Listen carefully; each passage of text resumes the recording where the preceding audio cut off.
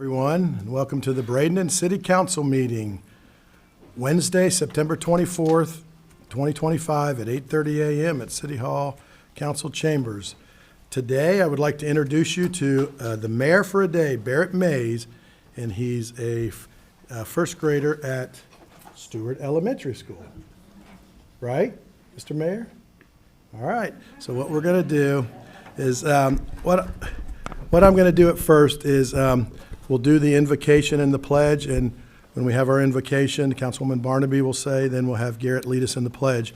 But as we stand, before we do that, I would like to have a moment of silence because this will be our last meeting before the travesty that happened October 7th, 2 years ago, and we just want to celebrate those families and those hostages that are still in captivity. As we know, there's upwards of 50 people, but they do think that the majority of them are deceased now. But it is a travesty that all countries should be trying to get those deceased and alive hostages back to their family. So at this time, if we can stand, we'll have a moment of silence, and then we'll ask Ms. Barnaby to do the invocation. Thank you.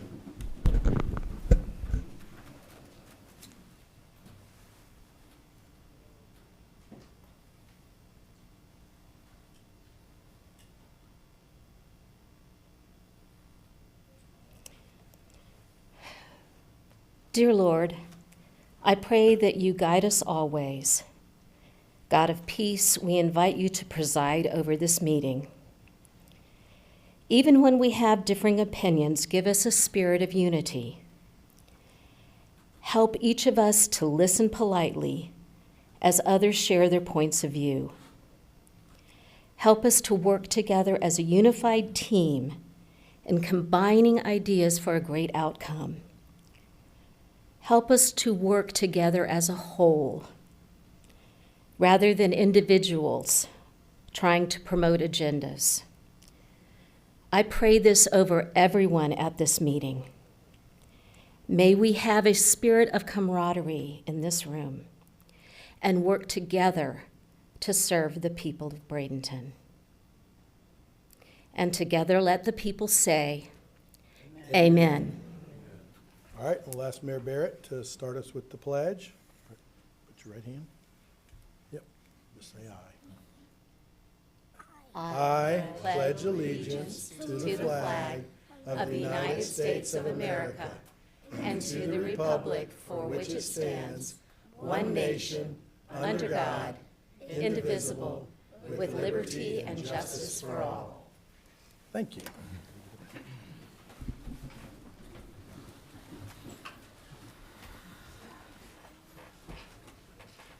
Real quick, before we let Mayor Barrett gavel us in, just to say a few things. He's 7 years old, goes to Stewart Elementary. He loves reptiles, so that's a very good thing. Tigers, salamanders, and leopard geckos. Hobbies, he's an avid fast runner, and he loves racing, and he has a reputation for winning. So, you know, one day when you run for mayor, you'll win, so it's a good thing. And one of the other things, when I asked him, I said, what do you want to be when you grow up? You know, and he had just met the police chief and the fire chief, but he said, I want to be a teacher. So very honorable to be a teacher. And your Councilwoman Coachman is a teacher, so it's a great thing. So, all right, it's your turn now. Say, hit the gavel, and we'll call the meeting to order. Thank you. And then Madam Clerk. The first item on the agenda this morning is a presentation from the Police Department, Florida Contraband Forfeiture Grant Program Awards. Good morning, everyone. Morning. This is the Please state who you are. Sorry, my name is Josh Kramer. I'm the Chief of Police here in the city of Bradenton. This is the 8th annual Bradenton Police Department Florida Contraband Forfeiture Grant Program. And it's an example of our commitment to the community, community policing, and engagement. Our agency, per state law, must donate at least 25% of the forfeiture funds we receive annually in our fiscal year to community organizations and programs engaged in projects that seek to improve neighborhood safety, promote crime prevention, drug education, drug treatment services, or school resource officer programs. Today, we are awarding $15,800 to 12 organizations who provide services within the city of Bradenton that directly impact our residents. And I am pleased to announce the recipients. And as I announce them, many of them will be organizations you all are very familiar with, from either attending their events, being on their boards, members, partners in Kiwanis. But they're all great, great programs, great organizations, and again, we're proud. I noted that 15,800. That's way more than that 25% that we received this year. I'm not going to say it was a down year, but we didn't make as many seizures and forfeitures. We're ramping that up.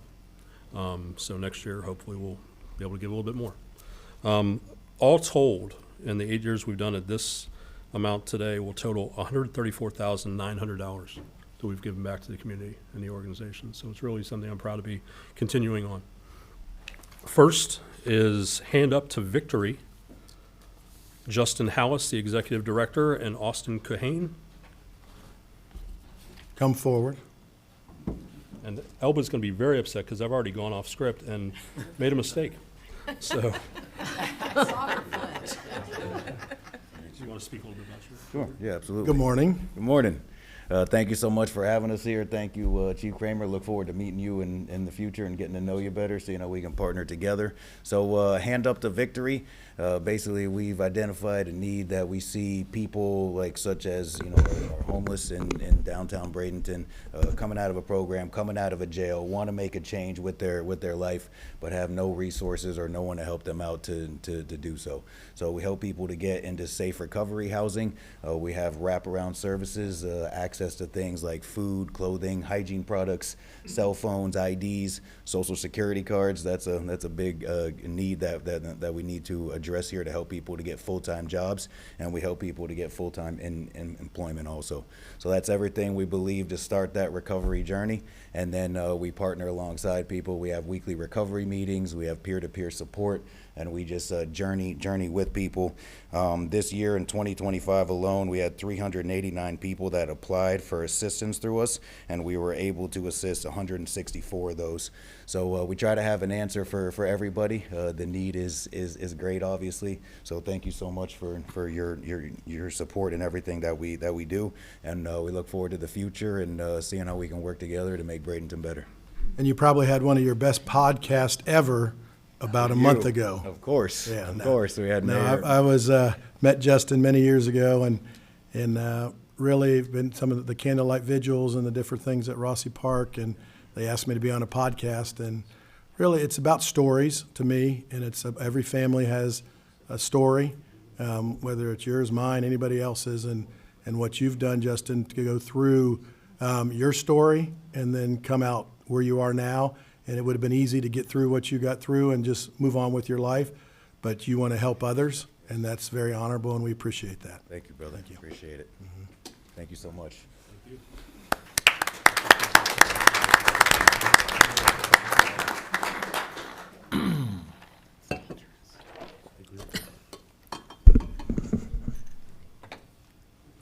All right, back on script, Elba.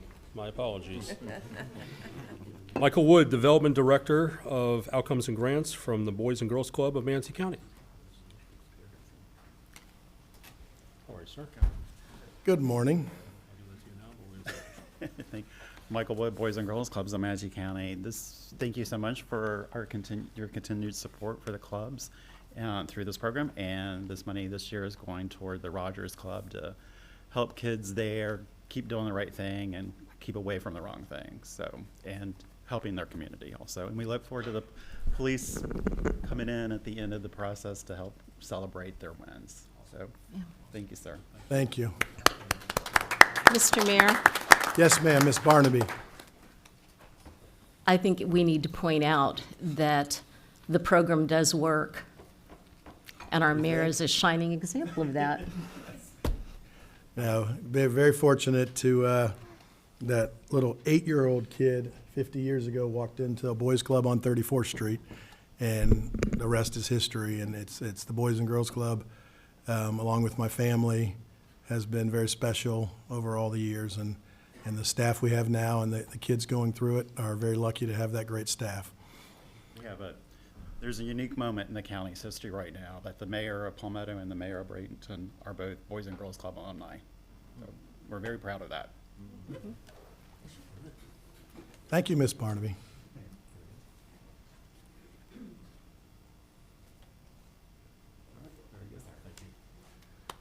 All right. Next, the Braden Gladiators football, Patricia Johnson, the secretary-treasurer, and Edric Sweeting, the president. Maybe just Edric. Welcome. Edric Sweeting, President, Bradenton Gladiators. Didn't have my glasses on today. So, at the Bradenton Gladiators, we've always believed that when a kid gets to play, they can gain more than a uniform. They gain confidence, connection, joy, and a life skill that lasts a lifetime. Today, we're proud to support that belief through our evolved mission, supporting life through access to youth sports. This evolution is rooted in the stories and impacts we've served and seen firsthand from the thousands of families we've served, and the reflection not only from what we do, but why we do it. Thank you for being a part of this journey. Your belief in access and equity is what fuels our work. We could not achieve our mission without the support of law enforcement and other entities that believe in supporting our community. Thank you. Thank you. All right, I'll say something real quick just about youth sports in general, and it could be repeated a couple other times probably today. But without mentors and adult figures in some of these kids' lives, they wouldn't have that positive outlook. So we'd like to thank all the coaches, moms, dads, anybody that's involved, volunteers. You know, what the youth football and what youth sports does for our community is so unbelievable, because it gives kids missions at times. And if they don't see that positive outlook, things aren't sometimes as good. And my kids have gone through all the youth sports, and especially football with PAL and Wildcats over the years. And now they're a lot older, so I still go. My grandson was playing for a while, and got a 2-year-old granddaughter, so I'm sure she'll be cheerleading soon or playing some of those sports. But just to say it to all the groups that are here today that will do the youth sports, thank you for being those mentors and working with everyone to make the kids better. So thank you.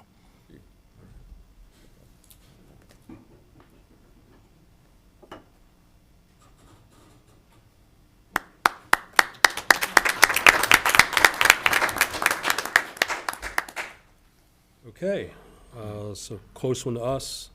And what you said, Mayor, is very important. The amount of money we're giving these organizations is not a lot. We would love to give them a lot more, but they get by mainly with the help of volunteers.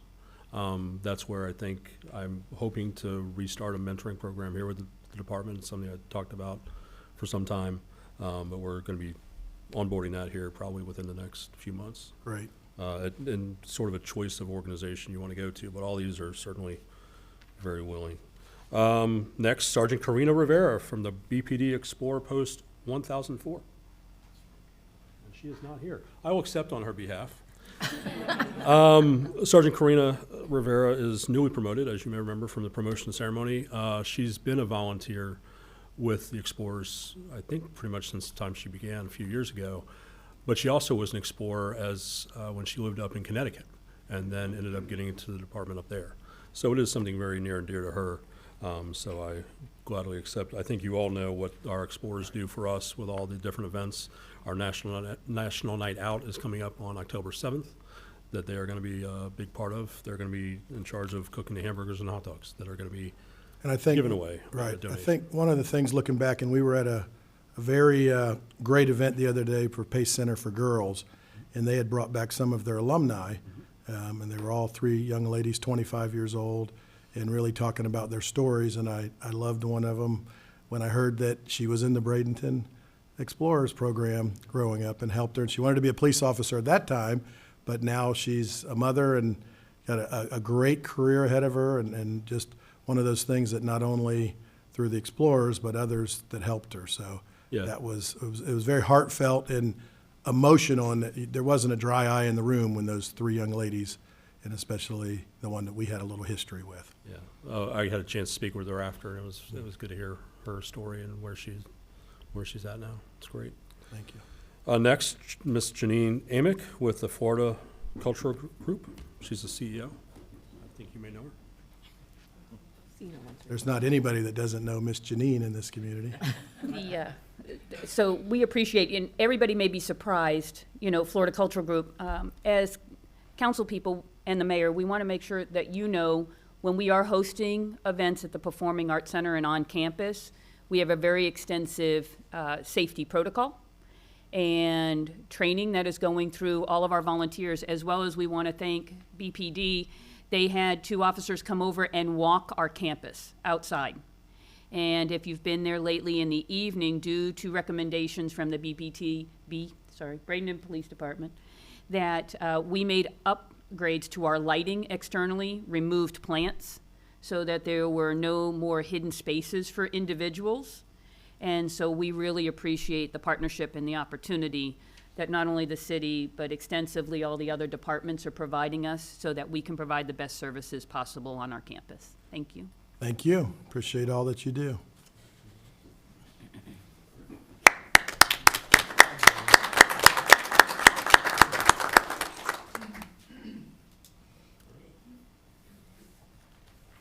All right, next, Drina Green, Program Administrator at Manatee County Girls Club, Just for Girls.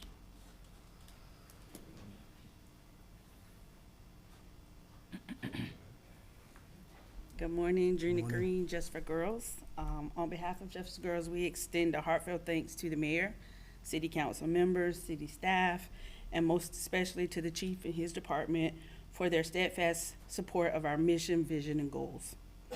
Your commitment demonstrated through this forfeiture grant process empowers us to provide full access to high-quality prevention programs that focus on academic remediation and enrichment, behavior enhancement and redirection, and most of all, character development. This scholarship is more than financial assistance. It is a lifeline to opportunity. For many of our youth, barriers beyond their control often limit access to essential resources. Through your support, the forfeiture grant process bridges those divides and narrows those gaps, ensuring that every young person has a fair chance to thrive. So I want to thank you again for all that you do to uplift our community and invest in its future. And I'm going to brag, we have an alum right there, too. I was going to say, my first words are on Miss Barnaby. Well, yes, I joined what was then Manatee County Girls Club in 1967. And back then, it was the earth cooled and the dinosaurs died, and girls couldn't go to the boys' club. So they had a tremendous influence on me. I became a staff member, and I also received my scholarship to go to college. So I think ultimately those are the things that we try to do in terms of access and opportunity, because we do believe that everybody has potential, but not everybody has opportunity. So sometimes we like to create those opportunities, and with your help, we're able to do that.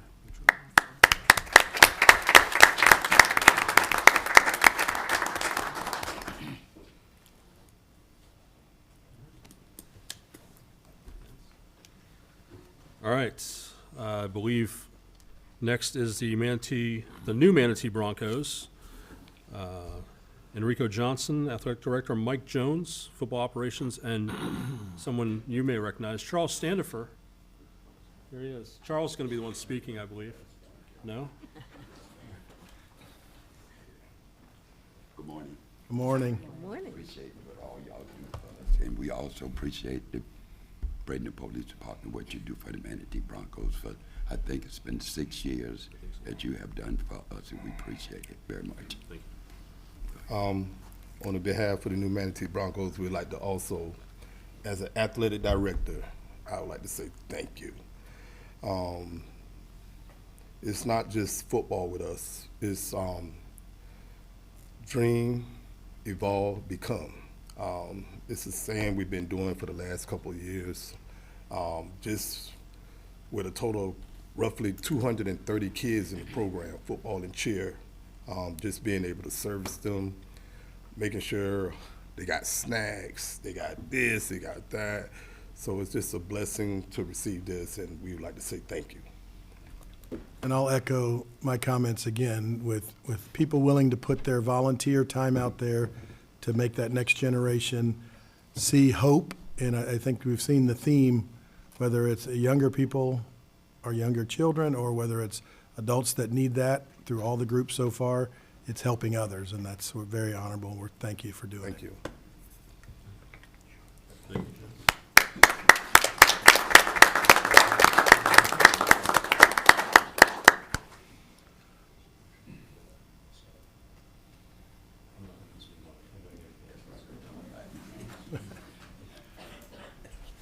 Okay, Pace Center for Girls is next with Christy Haley, Development Director.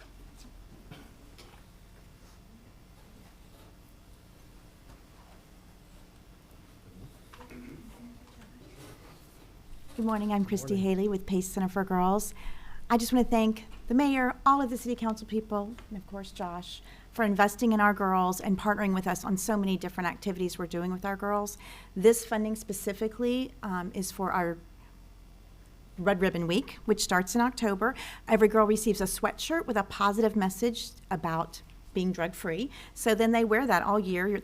It's on the back, so as girls are walking through the halls, they're seeing that. There's a special meal, but it also provides some incentives to positive behavior. Our girls don't come in with the love and attention that we all deserve, and we want them to feel valued. And so sometimes their positive decisions need to be rewarded in different ways. And this funding specifically provides that in our corner cottage, special meals as they go through our growth and change program.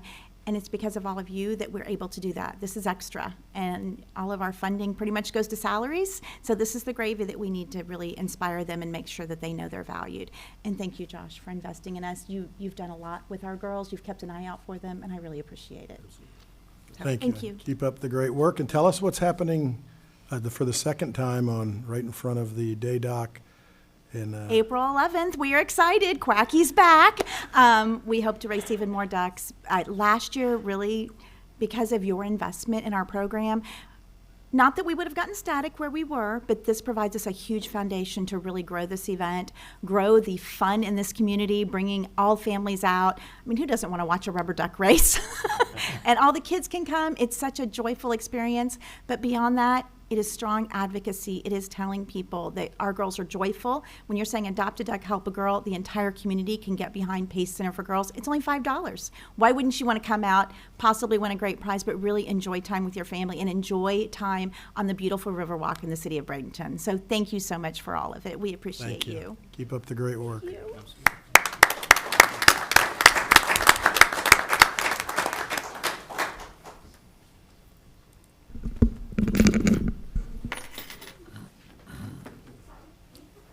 Okay.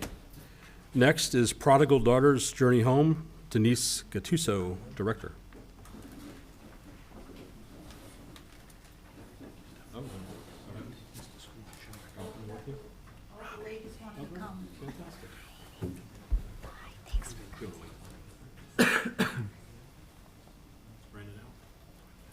Yeah.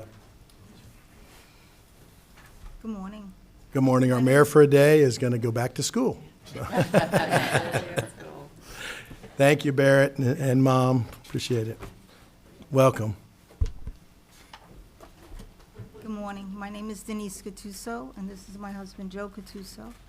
And we're here to represent Prodigal Daughters, which is a 2-year program for women and children, multiple children. Where does a woman go when they need help with multiple children? We are a 2-year program which they come to learn about themselves, to get some education, do the things that will make them successful in the world. And they come with their children. It's residential, which they stay. We are all funded by donations. It's free for the girls. And we try and make them successful for the world. They, many of the girls that have graduated are in professions. That's what we try to push for them to be in professions so that they can be independent with their children, and they can make sure that they can afford their children and afford living on their own. So this is a wonderful opportunity, and we thank you for everything that you guys do for us, and you support us, and we're excited to see what the future will hold for more girls that can come in. Thank you. And just to let you know, I was in law enforcement for 20 years. I was at Rikers. Oh. And I 20 did. years. And I learned by listening what the issues were. So I take in all of that information and that knowledge and use it today, to really make them understand and how to change their thinking. And that's really what it's about. Yes. So, Good. and I appreciate, thank you, Captain. Thank you for your service to the police departments. Thank you. Yes, Mr. Perry? I just want to make a brief comment. Some of you know I used to run a state prison system, and part of that was the female component. And the opportunity for rehabilitation and for a better life always seemed like it was much higher probability with female offenders. And, coming out of Rikers and that kind of detention background, you probably saw the same thing. It's a rougher. Yeah, yeah, and one of the reasons why, there's a lot of reasons why, but females have children, and the bonding with their children and for their hopes for better lives, and I think they're much more receptive to trying to take advantage of the opportunities to try to make a better life, and I'm just inspired when I see that happen with some of the young ladies, and you see them, make a change to become a young, strong, independent person that's not dependent on alcohol, other men, other things, and they develop their own lives for their benefit of their children, the benefit of the children's children. So my hat goes off to you for what you all do with your Prodigal Daughters program, and also to the young ladies that belong to it. Keep it up. There's a good life out there for you. See, one of the things that we found, if you see people have gone through a program, and then all of a sudden, 3 to 6 months, they're back doing it again. Yeah, because, so what is the issue? Okay, so that's what we work on. Yeah. It's not just, making them clean. Or you could put somebody in jail and make them clean. But it's the thinking, what a man thinking he is, and that's really what it's about. So it takes a while to get your mind out of that thinking and that old foundation. So that's why it takes about 2 years. It actually takes about 5 years total. But if I told them they had to stay here 5 years, I don't think they would stay. But that's where it is, so. Thank you, great job. Thank you.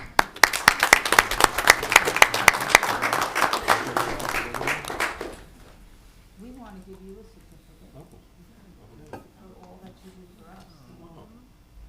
Well, thank you so much. I wasn't expecting that. Thank you so much. Well, that's for you, and this is for me, so for us, not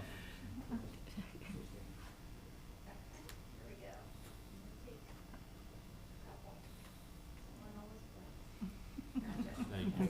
Thank you. So much, thank you. That's nice, thank you. All right, next is Rogers Garden Bullock Elementary School, Erica Geller and Cassie Diadio.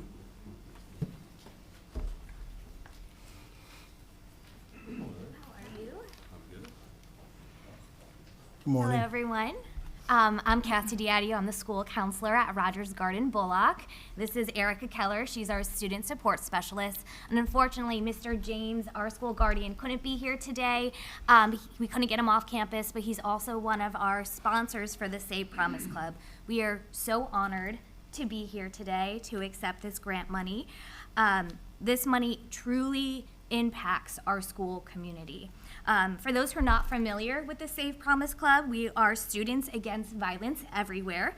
Our Promise Club is student-led by our 5th graders to create a more safer, more inclusive environment where everyone feels seen, connected, and valued on our school campus. We focus on kindness, preventing violence, and making sure that no one ever feels left out in our school family. This grant will help us bring that mission to life by funding 3 major events: Start with Hello Week, Say Something Week, and Community Day. Because of your support, we'll be able to provide the materials, activities, and the outreach needed to make these events engaging, memorable, and meaningful. Your generosity is more than just financial. It's an investment in positivity, kindness, and connection that's going to ripple out far beyond our club. Together, we're creating a culture where students lift each other up, where friendships are built across differences, and where safety and compassion guide the way. This grant doesn't just support events, it helps us shape a stronger, safer community for everyone. So thank you again for your generosity and partnership. We're excited to carry the mission forward and make a lasting difference with your help. Thank you, and I'll just go over, we talk about Rogers Gardens and City Park every day in this building, and there's generational changes that we're looking forward with this council and myself and the city staff here and everybody with building a community center right next to Rogers Gardens and making Rogers Gardens the best school in Manatee County and giving children opportunity. And if I say too much more, I believe I might get a tear from my left because it's such an exciting project that the community doesn't even know about yet. But and by 2028, hopefully we're operating and really doing onto your mission, grouping onto allowing those kids to see hope. So thank you for what you're doing now. So excited, thank you. Thank you.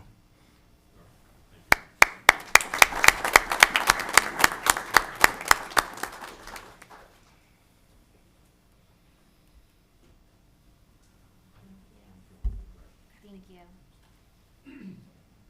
All right. Next is the Special Olympics Florida Law Enforcement Torch Run. Ken Ropp, Director.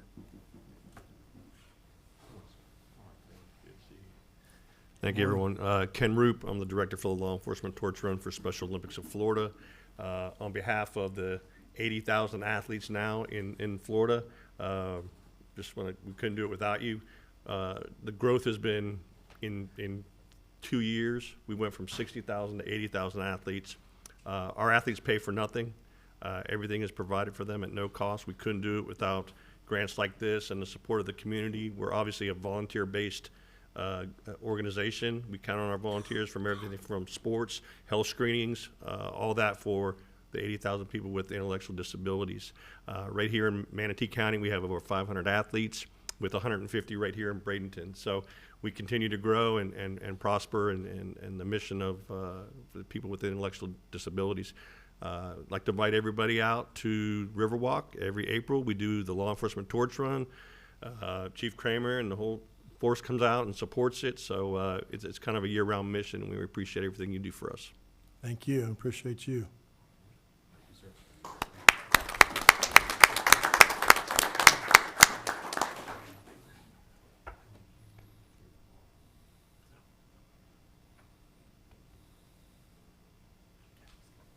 And last, not least, United Community Center's 13th Avenue Dream Center, Andre Mays, President of Operations, Vice President of Operations. Doesn't look like Andre.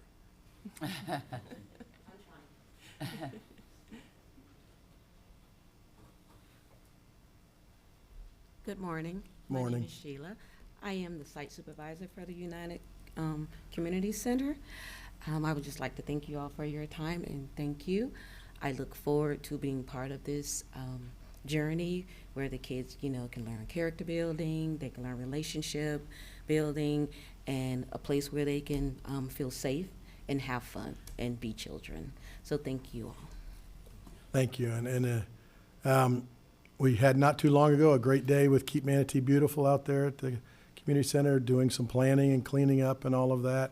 And again, volunteers, what the community center does and brings positiveness to the whole entire community, but also shows young people that, hey, let's get involved, let's do things. And so anything we can do for that, we appreciate what you do. Yes. So thank you. Thank you all. And thank you. Thank you.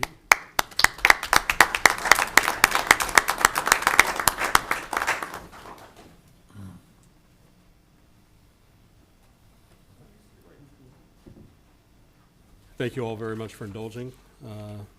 Again, it's such an important program. It's been done for a lot of years. We've always, for years and years, we just wrote checks to organizations. Now we like to make sure they're recognized. Also, as part of the grant program, because it is a grant, there are measurables that each organization is required to meet.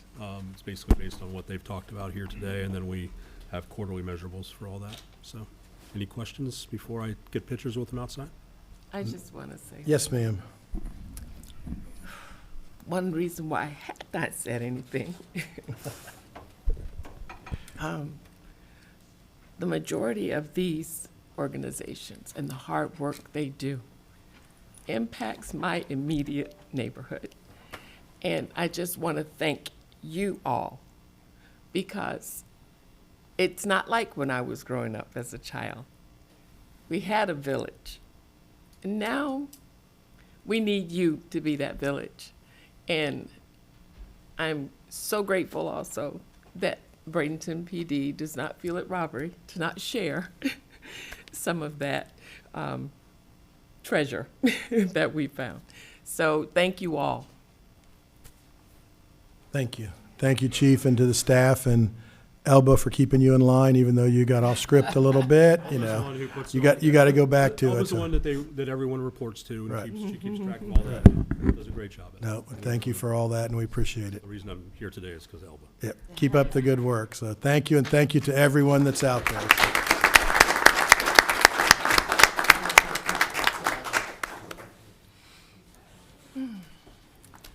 All right, we'll give them just a second to get out so they don't, before we go to citizen comment.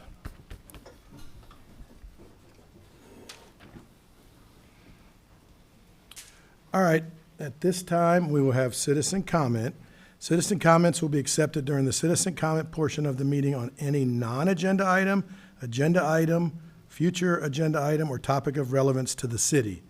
Comments will be accepted on the public hearings at the appropriate time. When you come up, you'll please state your name, your city of residence. You'll have 3 minutes, and once that 3 minutes goes, we'll go on to the next speaker. So the first card that I have is Paul Glock. Paul Glock. All right, moving on. Keith Green.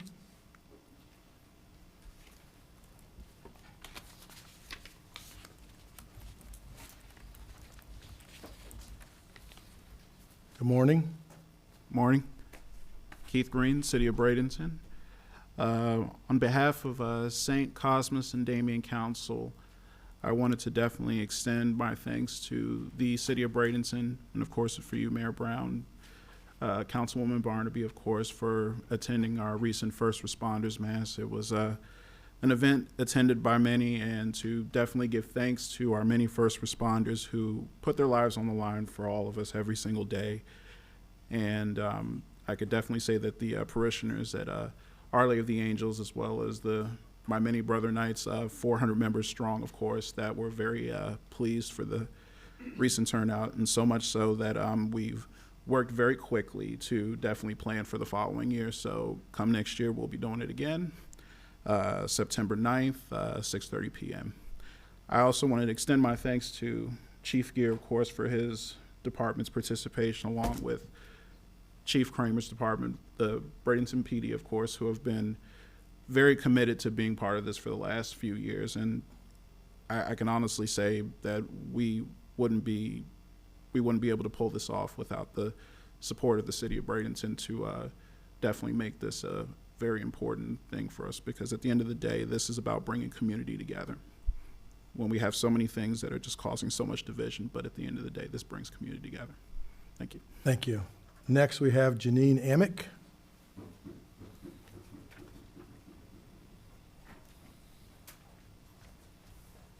Janine Amick, I guess resident in the unincorporated area of Manatee County, but here as a commissioner of the Bradenton Housing Authority, to give the council and the mayor and staff an update that the commissioners voted at our last meeting to hire a young lady to take over the position of executive director. Her name is Dominique Dunn. She'll be relocating here, currently as an interim, we hope is in a long-term position, from Washington, D.C. Definitely extensive understanding in the depth of the housing authority. She'll be arriving on October 1st, where the commission is inviting the council to join us, if available, at 9 a.m. at the Bradenton Housing Authority office for coffee and donuts, just to welcome her warmly to the community. So that's October 1st at 9 a.m. We look forward to big things in addition to the Housing Authority working with the city on City Park. We've also put under contract a Fortis group to do redevelopment in our SUG area, and we are looking to see what that may look like in adding Page to it. Not only will it bring new public housing to the area, but also increase the number of public housing that would be available. So we want to thank you for the support that you guys have been doing on your end, And thank you also to the commission for bringing and voting new members. We really believe we've got a housing authority group of individuals from the community who are going to push forward as fast as we can amongst federal red tape to bring housing sooner than later. Thank you. Appreciate it. We'll go to Terry Mattress. During citizen comment, we don't engage. We wait till the end of citizen comment to talk about, answer any questions or go forward. So I appreciate that. State your name and your city of Mr. residence. Mayor, was that Terry Mattress I heard? I Shame on you. know. Oh, Nattress. I got to put my glasses on. So. Natress, you've seen me so many times. Good morning. Good morning, Mayor, council members. My name is Terry Natress. I've been a resident of the Village of the Arts for over 10 years. I currently own a home and a land parcel here where I live, work, and continue to invest into long-term success. I want to begin actually with thanking the City of Bradenton for your continued generosity and support of the village. In particular, I'd like to acknowledge the Bradenton Police, BPD, and the Department of Code Enforcement for their diligent work on projects that have very meaningfully improved the quality of life for both current and future residents in our community. I'm here today to express my support for restoring the pre-2017 noise ordinance and for rezoning the village from T4R to T4O. As someone who both lives and owns property in the village, I want to have the flexibility to grow my space in ways that strengthen the broader neighborhood and serve its evolving needs. Rezoning to T4O would not only support that growth, but it would also unlock opportunities for residents and business owners to reinvest in a way that respects the character of the village. The pre-2017 noise ordinance was carefully designed to strike a balance protecting peace for residents while still honoring music as a cultural and economic contributor. Music and live entertainment is a core part of the village's identity. Overly restrictive rules chip away at what this village was originally built to celebrate. My vision is to see the village continue growing into a walkable, welcoming district, one where residents and visitors alike can enjoy food, art, music, and meaningful experiences in a safe and inclusive space. That vision requires zoning that reflects the reality and policies that support the culture of vitality rather than restrict it. The proposed changes support Bradenton's redevelopment goals, particularly small business growth, neighborhood rehabilitation, and cultural vibrancy. They also support the broader vision of connecting downtown Bradenton to the expanding sports and entertainment corridor tied to the Pittsburgh Pirates' growth. I respectfully ask the council strongly consider restoring the pre-2017 noise ordinance and support the T4O zoning for the Village of the Arts so that residents, business owners, and the broader community can grow together with clarity and confidence. Thank you for your time and your continued support of the village. Thank you. Annie Rossini.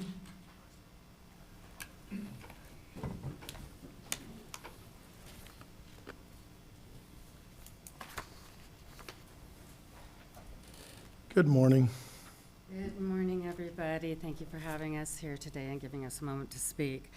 I am here to speak on behalf of Cottonmouth Southern Soul Food Kitchen. It is a business that started in September 2020 during the height of COVID. It was a great opportunity for people who needed work, who needed to get out of the house, who were tired of their own cooking, and it was a great success. We were able to spread out a lot with our masks on, and from there we've grown. I say we because I've participated quite a bit in the growth of the music, as I was very connected to the Blues Music Magazine, who started our blues festival, as you know, and went on for 10 years here. So I go over there often. I understand that Cottonmouth it seems as though it's being singled out amongst places in the Village of the Arts who also have ancillary music to their businesses. And I know that people who are condemning Cottonmouth have a personal vendetta, and they are the only people that are complaining about Cottonmouth. And so I know that the city police and the fire marshal and the code enforcement are all,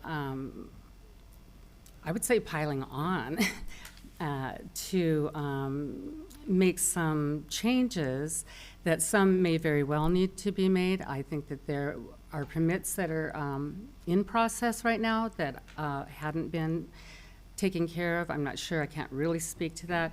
But I just want everyone here to have an open mind about what we have done for the Village of the Arts and for other businesses in the Village of the Arts, not to mention employees at Cottonmouth. They all live in the Village of the Arts. So when we're trying to make it difficult for this business to run, we're making it difficult for people to pay the rent. We're making it difficult for those of us that are used to having a nice evening and dinner and some joy. It's been a really popular location. People from around the United States actually know about us because of Cottonmouth and what we offer in the Village of the Arts through that one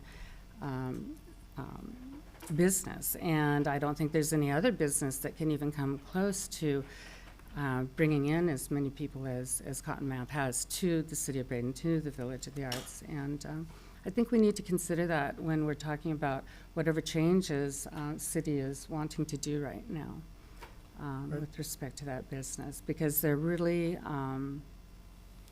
they've been successful, they work hard 24/7, and we should consider Thank you. them. Thank you. Next, we have Kyle. Please state your name and your city of residence, and you'll have 3 minutes. My name is Kyle Morris. I live in Bradenton, in the Village of the Arts. Good morning, Mayor, council members. My name is Kyle, and like I said, I've lived in the Village of the Arts for 15 years, and I've also worked in the Village of the Arts for 15 years. I'm one of the original founders of Blues and Music Magazine, and have been heavily involved in the music scene within Bradenton for 15 years. I just want to share how important it is for people like me that the village businesses are allowed to keep growing and not be shut down by restrictive ordinances and zoning. For me, this is about my livelihood. My job, my home, and my community are all tied within the Village of the Arts. It's the only place I've lived and worked since I came here. The pre-17 ordinance provided a balance that worked. It allowed music to be part of the arts community, which is why people come here. The current ordinance makes it harder for businesses in the art community to survive. It directly impacts jobs, including mine. And also having two zoning codes, TR4 and T4O, create unnecessary restrictions. Moving to one consistent T4O zoning would give businesses more flexibility to grow, bring more customers, and create more jobs for residents like me. I respectfully ask the council to support the restoring the pre-17 noise ordinance and to make T4O the single zoning for the Village of the Arts. It isn't just about business, it's about people's lives, livelihoods. I live here, I work here, and I want to see the village continue to grow. I also just want to speak on a ticket that we got last Saturday because I was in charge of the decibel level. And I have been in charge for the past few weeks, and I had gotten it to a point that we were compliant. Every time the police came out, I even synced my decibel reader with theirs to make sure we were on tap. The police showed up that night, and they sat in front of the business for 20 minutes reading the instructions on how to use the decibel meter. I sat with them. They read it, told us we were compliant 3 times, which I had already established with the previous visits from the police on where we needed to be compliant. I was at that same level. They came and told us we were fine more than once. After sitting in front of our business for over an hour, They came back and said we had spiked over 80. It was the crowd applause. The music was always below 70. But I just wanted to speak on that because I feel personally responsible, as I was, like I say, responsible for the decibel readings, and we were in compliance that night. Thank you very much. Thank you. Now we have, I believe, is it Katja Kemp?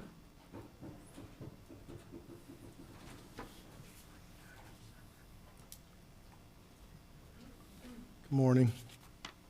Good morning. Please state your name and city of residence. My name is Katja Kempe.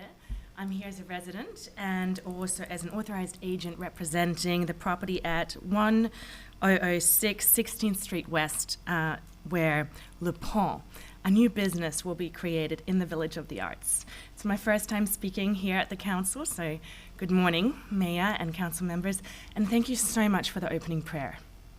Really appreciate that. With that, the Village of the Arts is not only personal to me, but it's also a business opportunity. I speak here as a nominee for the board of the Village of the Arts, as well as a potential investor in the businesses. So I speak with both professional and personal interest, and having come to Bradenton newly over the last 2 years, I've noticed that the Village of the Arts is one of Bradenton's most distinct neighborhoods, blending homes, galleries, restaurants, and creative spaces in a vibrant community. I'm also speaking to the zoning. Under the current T4R zoning, many businesses and cultural activities central to the village identity are either not permitted or at all face unnecessary restrictions. Bradenton's redevelopment vision emphasizes connecting neighborhoods, supporting small businesses, and fostering creative relationships for entrepreneurs, the artists, and community. The city has already invested in linking downtown to the village with improved sidewalks, infrastructure, streetscapes, and it showed its commitment to the cultural district. Rezoning to T4O would align the zoning code with the city's vision, ensuring the village is empowered to grow as a mixed-use arts district, not held back by outdated restrictions. It would provide consistency, economic vibrancy, flexibility, cultural tourism. The Village of the Arts is not only a neighborhood, it's a destination that reflects Bradenton's creative spirit. By rezoning to T4O, you give small businesses, property owners, and investors a fair framework to contribute to Bradenton's cultural and economic value and vitality.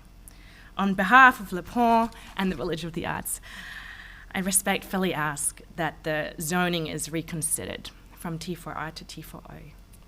Thank you for your time and for your leadership. Thank you. We have Cecilia Hernandez and then Brian Swedich up next.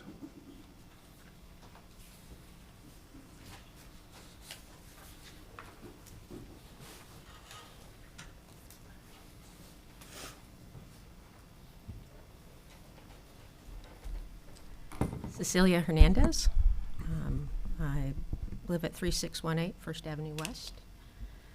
And I forgot my glasses, so I'm just not going to read this, and I'll just speak from here.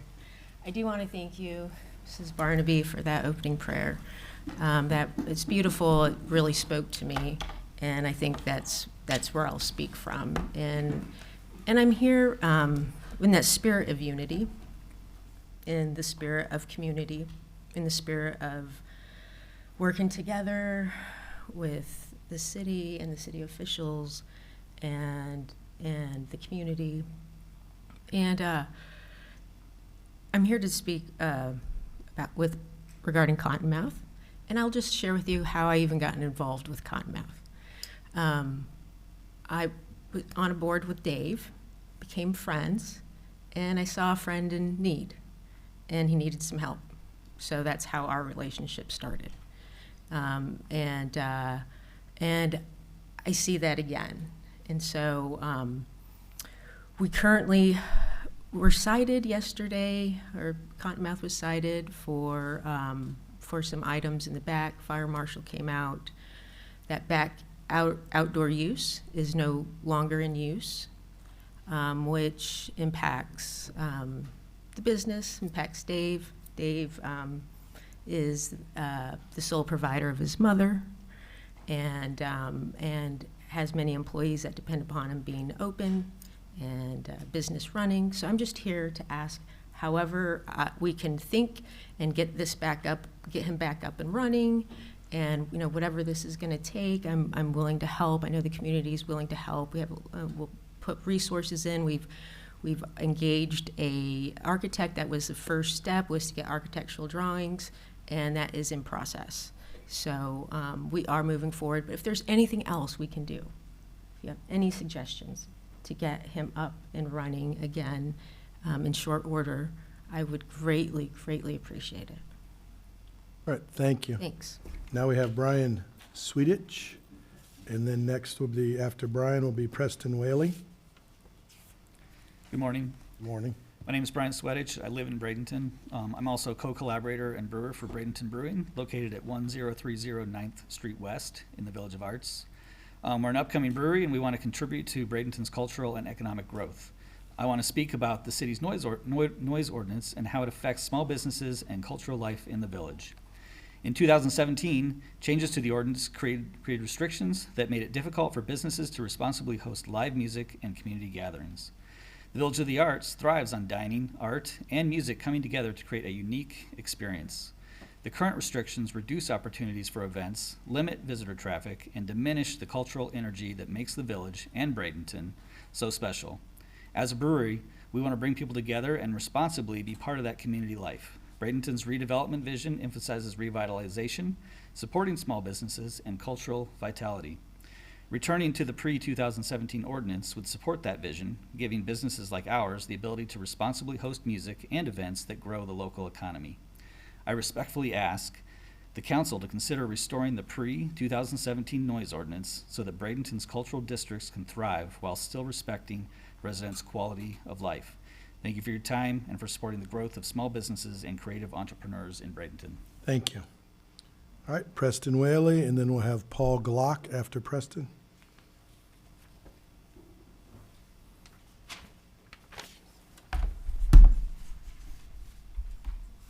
Good morning. Good morning. I'm Preston Whaley. I live in Bradenton in the Village of the Arts. And thank you for the opportunity to just make a few comments.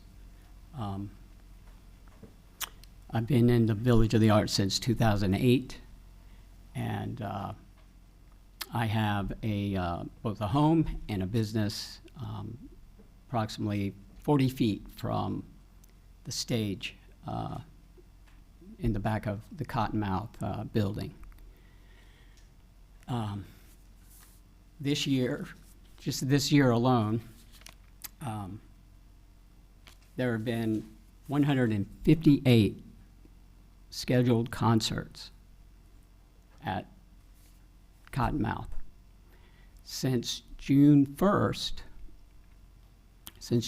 when I began to first take action, and it's the only recourse I've had is to call it for enforcement of the noise ordinance, which since then there have been 53 events, 53 concerts, and on that stage that's 40 feet from our house.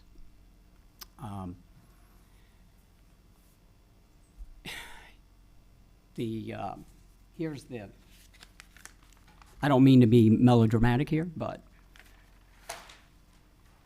these are all the listings from their social media, Facebook, events page.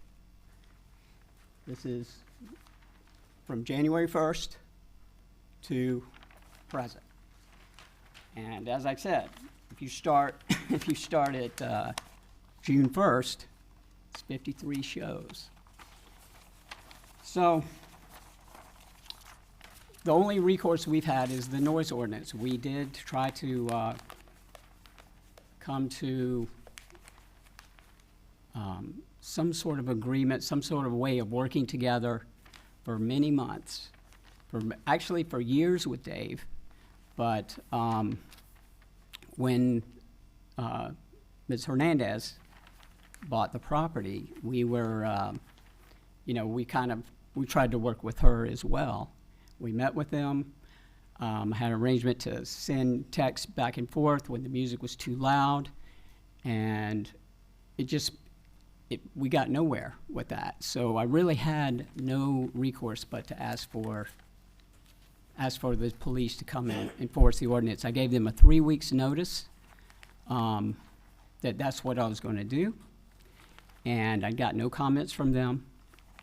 And so that's what we've been doing, and the burden has been on us to try to get them into compliance. Thank you, Mr. Wheeler. If you can give that, what you showed to the clerk, she'll have to keep that because you used it as a prop here. Oh, really? Yeah, because we okay. need it for the public record. Oh, okay. So Paul Glock, we called you the first one and you weren't in here, so we're allowing it, yeah. Right, so you're up now, so. For a nicotine. All right. Good morning, everybody. Please state your name and. Paul Glock, live on 17th Avenue here in Bradenton. Thank you.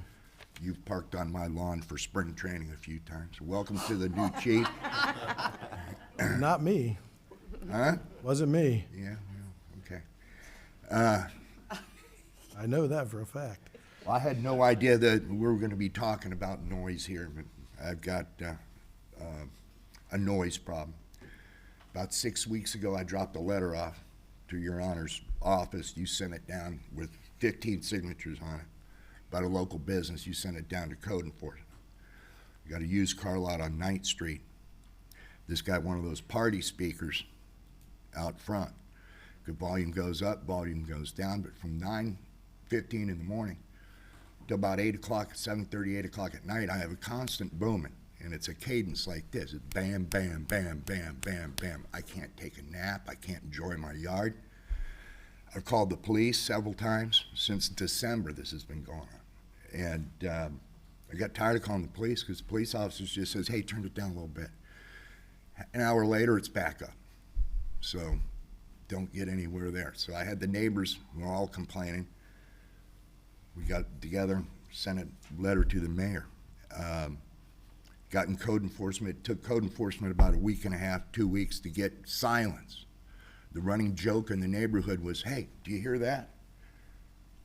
Silence. Just, it was a relief. My blood pressure's up. It gets to a point, that's all you think about.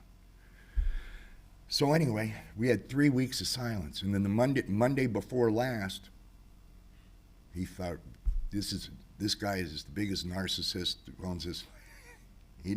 Nothing applies to him. He couldn't resist, and it started up again.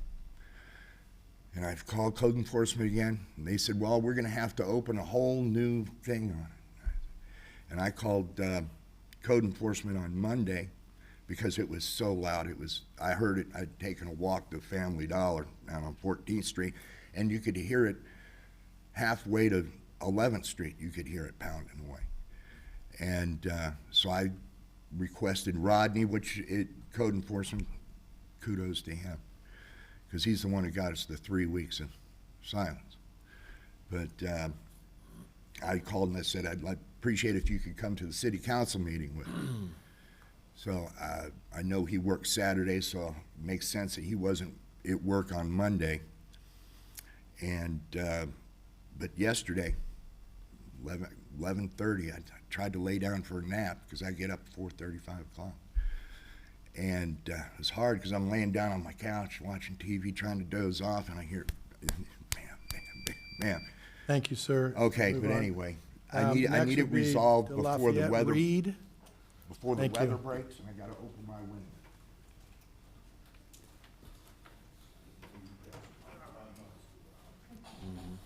Good morning, I'm Lafayette Reed. I live in Palmetto, Florida. I'm here as a supporter of the arts and of the Village of the Arts.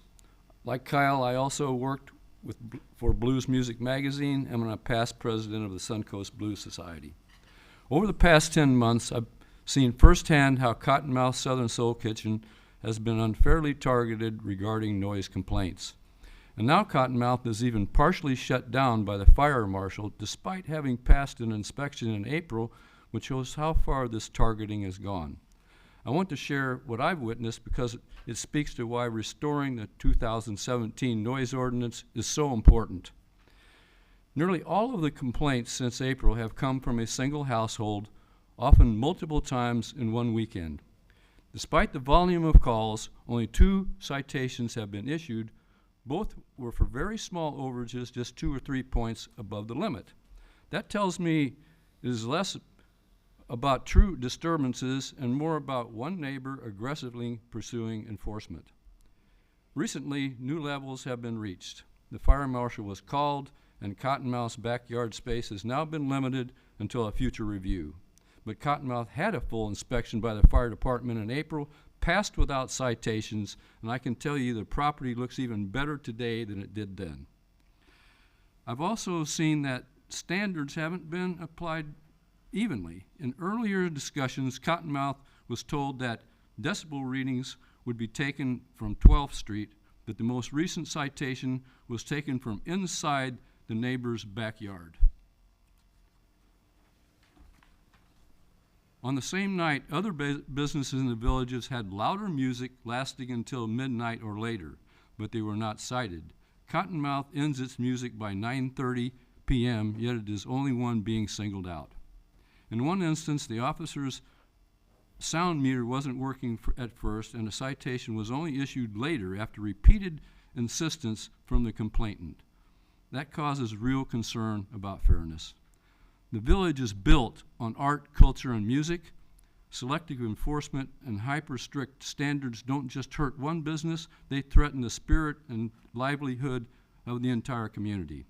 A fair and balanced ordinance like we had in 2017 would protect residences while allowing music as art to thrive in the village. Respectively, I ask the council to restore the 2017 noise ordinance to ensure consistent, fair enforcement and keep the Village of the Arts vibrant for everyone who lives, works, and visits there. Thank you for your time and for supporting a fair approach that keeps Bradenton's arts community strong. Thank you. Terry Matz.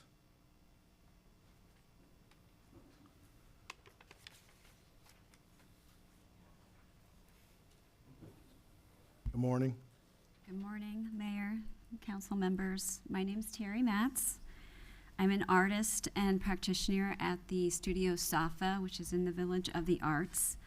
I came to Bradenton. I moved here in 2019.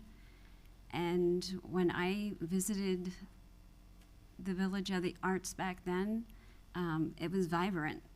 And the reason I became involved with the Village of the Arts to move my artistry and my practitioner, my practice into Studio Safa was to be a part of the answer and solution to connecting community with not only just wellness and music, but everybody has a different eclectic of what they want.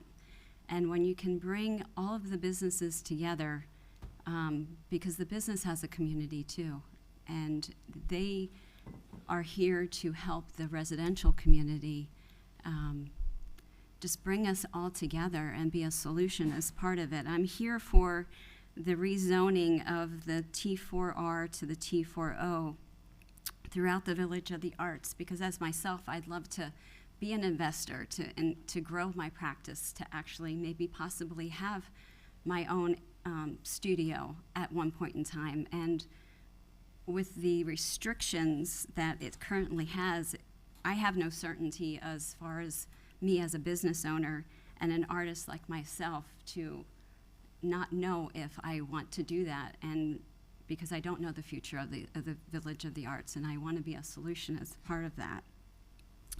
And I think it would give small businesses and artists the flexibility that we need to grow. It would encourage new investment, support diverse uses, from wellness centers to galleries, to strengthen the village as a destination. It is part of why people come to to Bradenton. I mean, who wouldn't want to walk around this eclectic little cute village that just feels really good? And so this change directly supports the Bradenton's redevelopment vision of cultural vitality, small business growth, and creative entrepreneurship. I respectfully ask the council to consider changing the zone to be uniform to the T4O as a destination for the Village of the Arts. And thank you for your time and support. And Thank you. you're welcome. We'll call up Joni Powers. All right, Nicole Skaggs.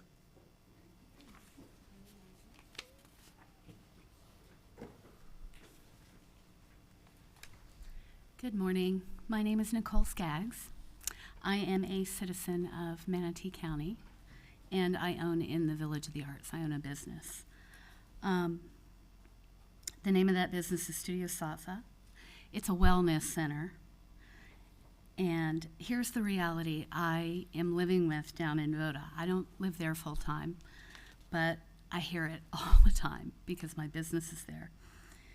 We can literally have the same street, same scale, same neighbors, but different rules.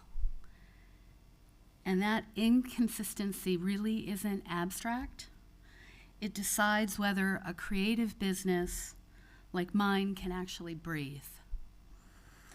Right now, T4O sits mostly, as you guys know, much better than me, on the perimeter of the village. Kind of draws a line. And then there's some patchwork in it. It pops up. Originally, 25 years ago, this was considered and pitched as equitable, flexible, inclusive. In other words, we've got to put some heavier density in there. At that time, it was groundbreaking, and it actually still is in Florida. But after 25 years, the village is growing up. That patchwork has flipped to be something else now. We have a building confusion in the village itself. You guys are probably feeling this with the speakers. Unequal opportunity, and the quiet message that some of us can build a future while others have to ask permission to exist. That's not equity, it's a squeeze. It's time to consider natural growth that is aching to happen in the Village of the Arts. It's time for you guys to look at the map again. I'm asking you to unify the Village of the Arts under T4O. Why? Because artists, healers, and small businesses living and working in the same place, they need clear permission. It'll mean that people will reinvest. They can fix roofs, I believe this, activate storefronts, and restore cottages because their uses are secure. Unified T4O creates walkability and vibrancy. You've heard that. You can stroll business to business, and it's not different lot to lot anymore. We're not asking for a free-for-all. I'm certainly not. We're asking for coherence. Thank you. We have Thank Joni you for your Powers. time. Thank you. Morning. I'm Joni Powers. I live in Bradenton. I'm a co-creator and baker of La Palme, which is an upcoming business in the Village of the Arts. I also own Sweet Song, which is a business which brings sweets and music together for private parties and events. I have a vested interest in seeing the Village of the Arts thrive as a place where food and music and creativity can come together. I'm here to speak about the importance of keeping music recognized and supported as a part of the arts in Bradenton. Music is not just entertainment. It is art. It belongs alongside painting, sculpture, baking, and all the other creative expressions that make the village special. Restrictive noise policies undermine that by treating music as a nuisance instead of a cultural asset. Since 2017, changes to the noise ordinance have made it harder for businesses to responsibly host music. That means fewer opportunities for local musicians, fewer reasons for visitors to spend time in the village, and less energy for our creative economy. Bradenton's redevelopment vision emphasizes cultural vitality, entrepreneurship, and supporting creative businesses.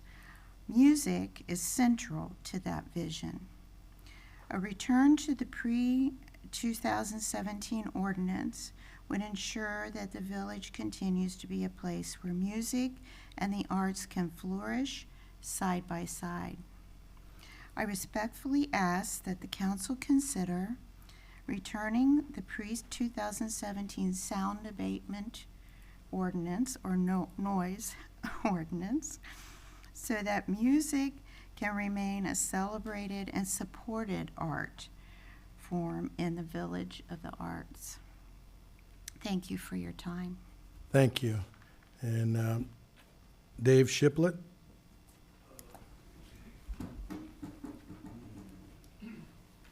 My name is David Shiplett, and I own Cottonmouth.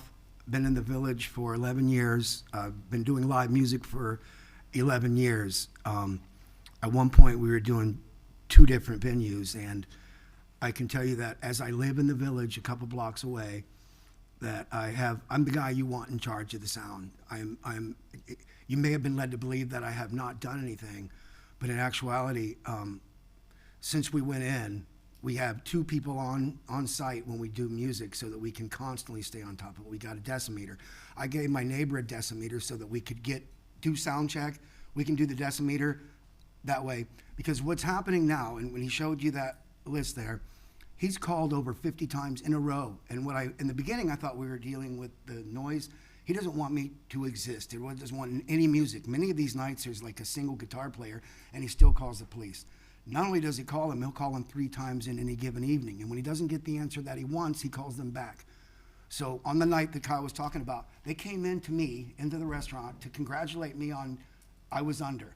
Came back hour later, I was under. 3rd time, I was under. 4th time, I peaked. Okay? I peaked at 78. The limit is 75. I get sick, physically ill, every day I go to work right now because I know I'm talking to the police tonight. And they've been so good. I mean, oh my God. A lot of different police have come through there. And they've all been coming up with ways that we can get around my neighbor's harassment. Okay, I want to get my stuff in here, and I got a lot to say. What Cece was saying about the fire marshal coming out, it's 2 neighbors that but they're not just doing it on the sound. They're reporting me on every single thing that they can find to report me on. So once again, I have to go to the restaurant every day and check the front door because there's another thing from this department, from that state agency, that agency. It's been ridiculous, and it's not about sound. It's about them wanting me to not exist, period.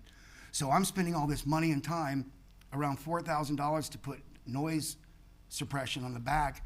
Meanwhile, they're finding wherever it's not on the property. I had been led to believe that they could not go into the middle of the property and do the read. They had to go to the corners. That's not what happened, okay? I do want, and the reason why I want the noise ordinance changed back is because that gives me the bass bump. I mean, my music is here, 77, and then boom, you go boom, and that's what I get caught on. The reason why the fire marshal came out is because these allegations against me have gotten to the point where someone reported the fire marshal, and I believe the police, that I went in front of my restaurant and I threw fireworks at cars that were passing by.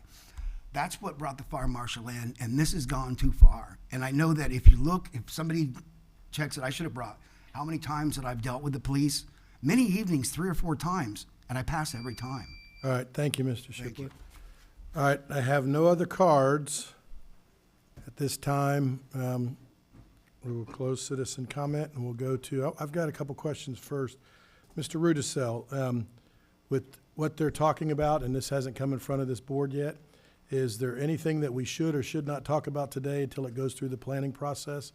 If there is going to be asked for a change or what?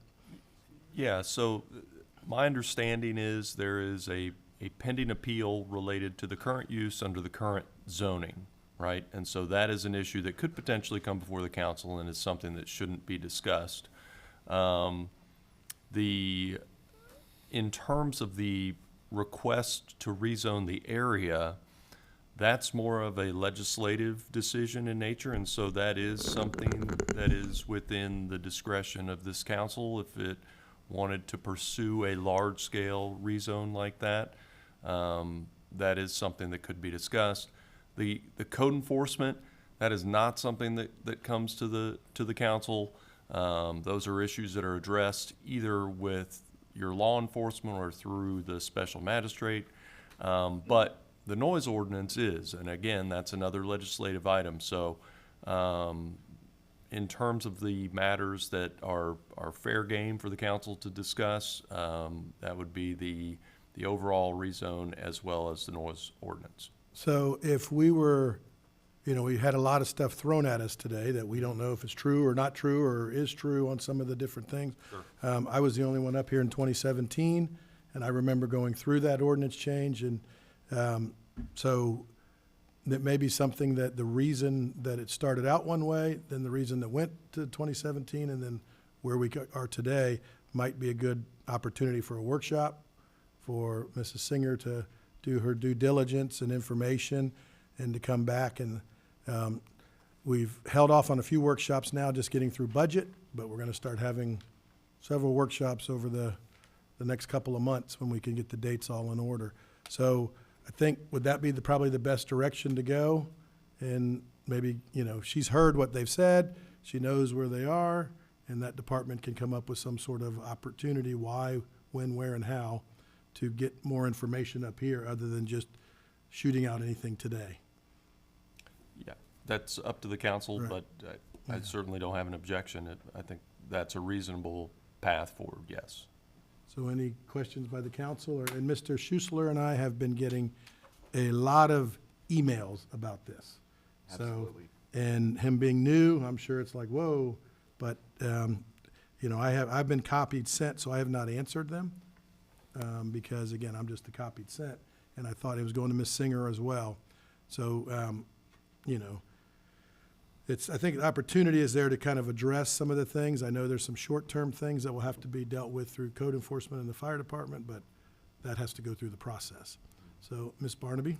Well, Mr. Perry flipped his card up first, but you can't see him. I'd prefer him to speak. Well, I and think he then- wants to talk about something else on this item. You want to talk about something else? Just briefly, and I want to talk in a limited fashion as well. Just as it relates to the fire violations and the targeting, I've been aware of this situation, and I can assure you that there's no targeting going on or selective review or investigation. If I brought up the fire safety issues that are over there right now, it would make Cottonmouth not look particularly concerned about life safety issues. We have to enforce the National Fire Protection Association code. That's the building code that deals with fire safety. We've adopted it here in the city. And when you have assemblies of people in confined quarters where there's restaurants and other types of caustics, flammables, and the like, we can't have a situation where I just Googled it and the AP reported on the last 16 music venue fires at nightclubs and things like that, because people do die. When you talk about electrical systems, when you talk about foam, I took a quick look at that.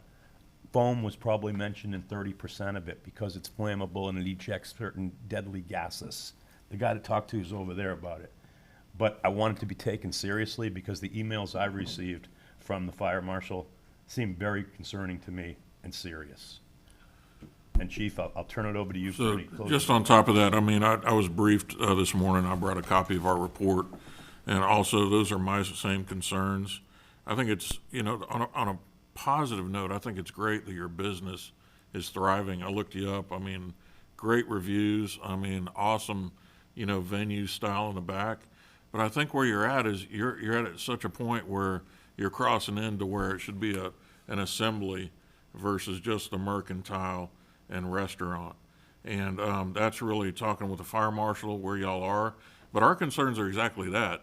If you Google and go back and look at some of the fires you can bring up, large loss of life, and all has to do with innocent actions relating to the sound deadening foams, and you throw in the word fireworks with anything that may not have happened, but you know, you put fire and certain, you know, pieces like that together, and electrical cord issues that you're already addressing. I already know that you're already on it, and you know, you can have a poor outcome quickly with not enough exits either, and I know you're addressing that. So, you know, as far as, you know, the positive steps I think the Cottonmouth has taken, I think it's great already. I've already heard that, and I think we'll be close to you know, coming up with some kind of solution for you on as far as our end, you know, goes for the fire safety aspect, and I appreciate that.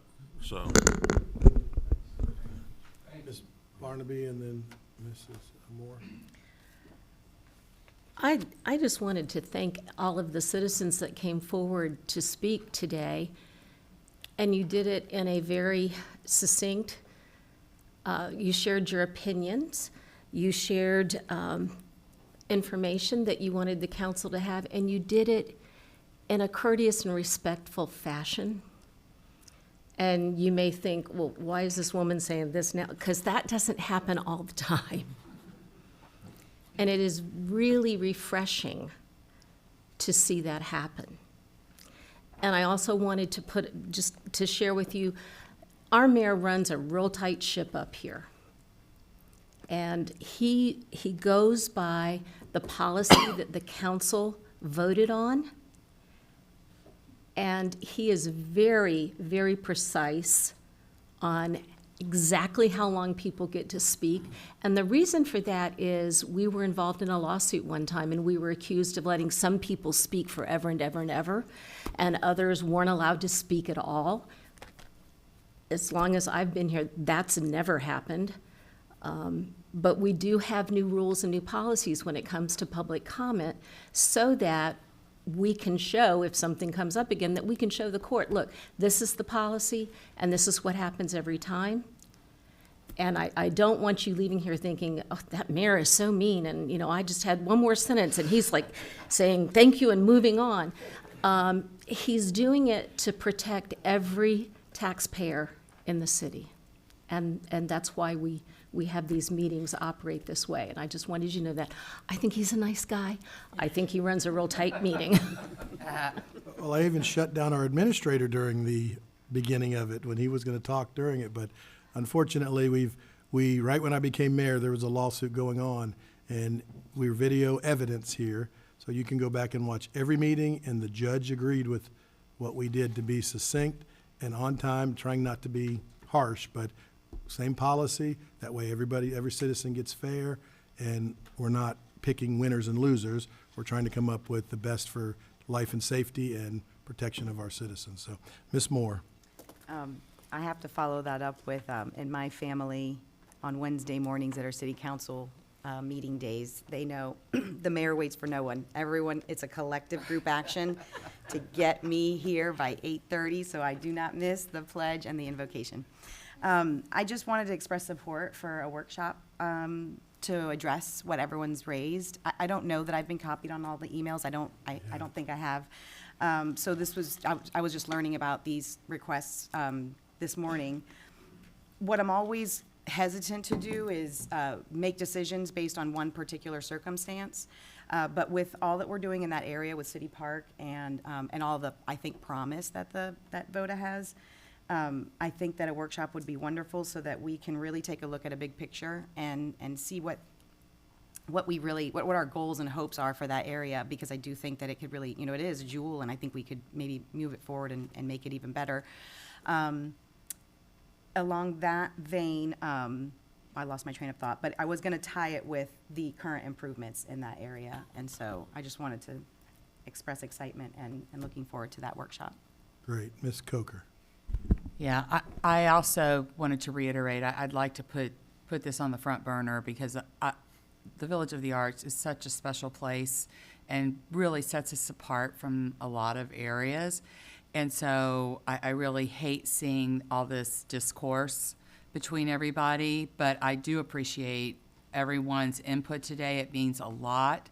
And I really doubt and really hope that we would never target anyone specifically, because we all want the same thing. We want to see our businesses be successful, and we want people to be happy in their homes. So I do hope we get to this. I know that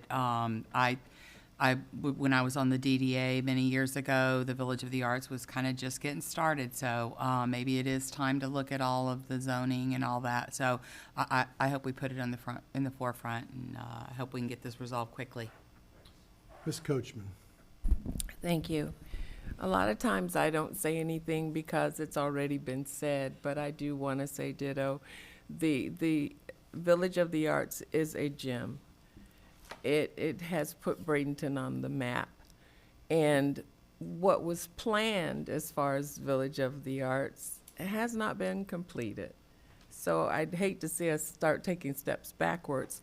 There are so many challenges right now that the Village of the Arts is facing, and not only noise.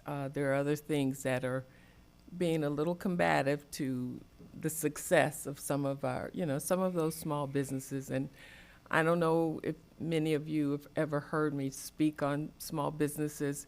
Extremely important to me, extremely. So I definitely concur that we should do a workshop so that we get more facts and get a better, clear understanding so that we can make a decision that would be a win-win, because we can't lose VODA. Thank you.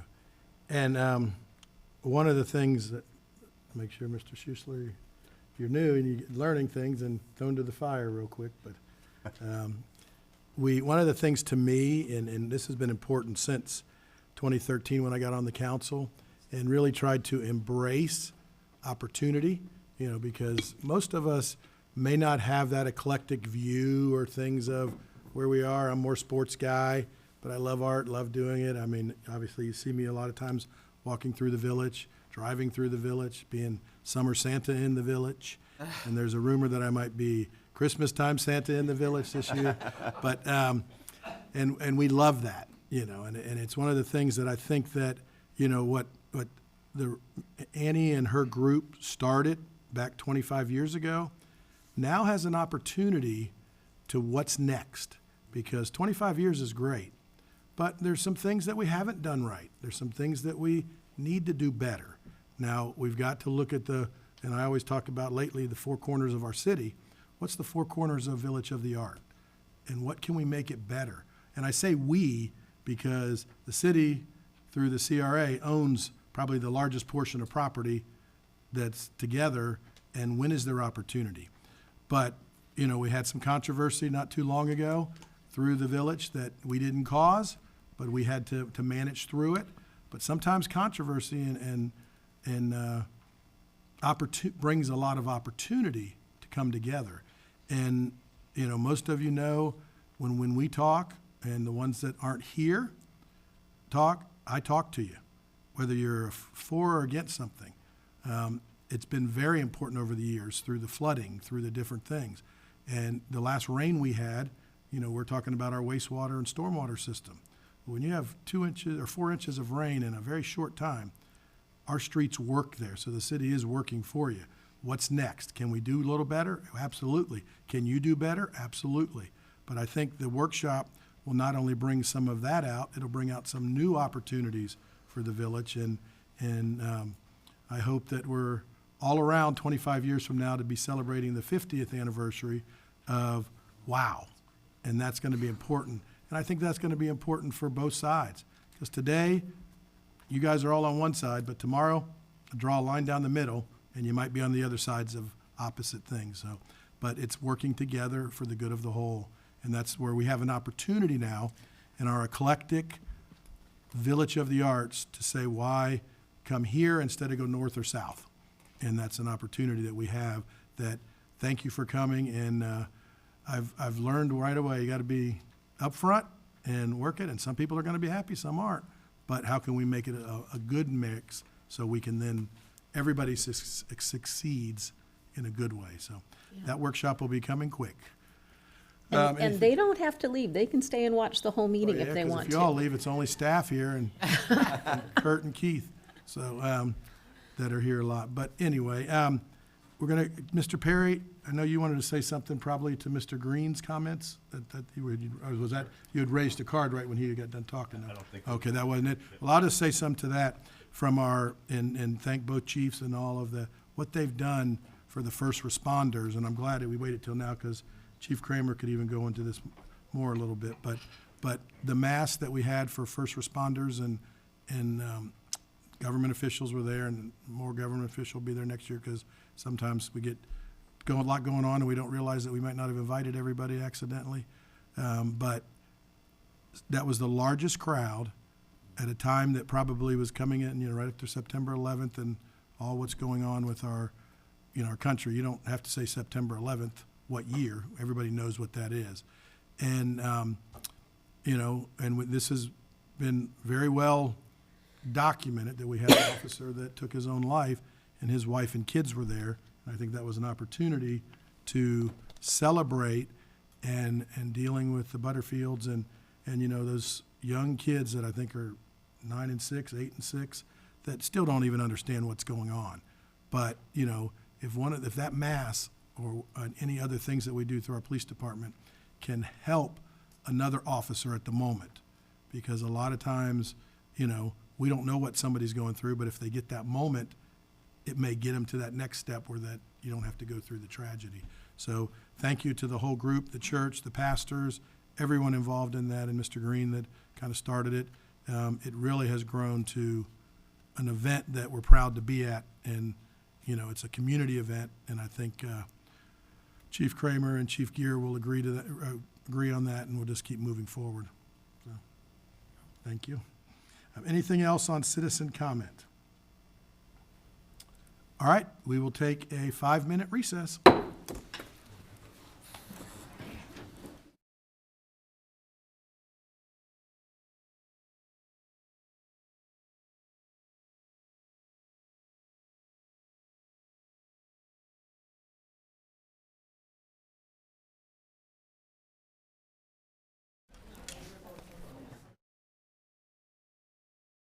Call the meeting back to order. We don't have the Madam Clerk.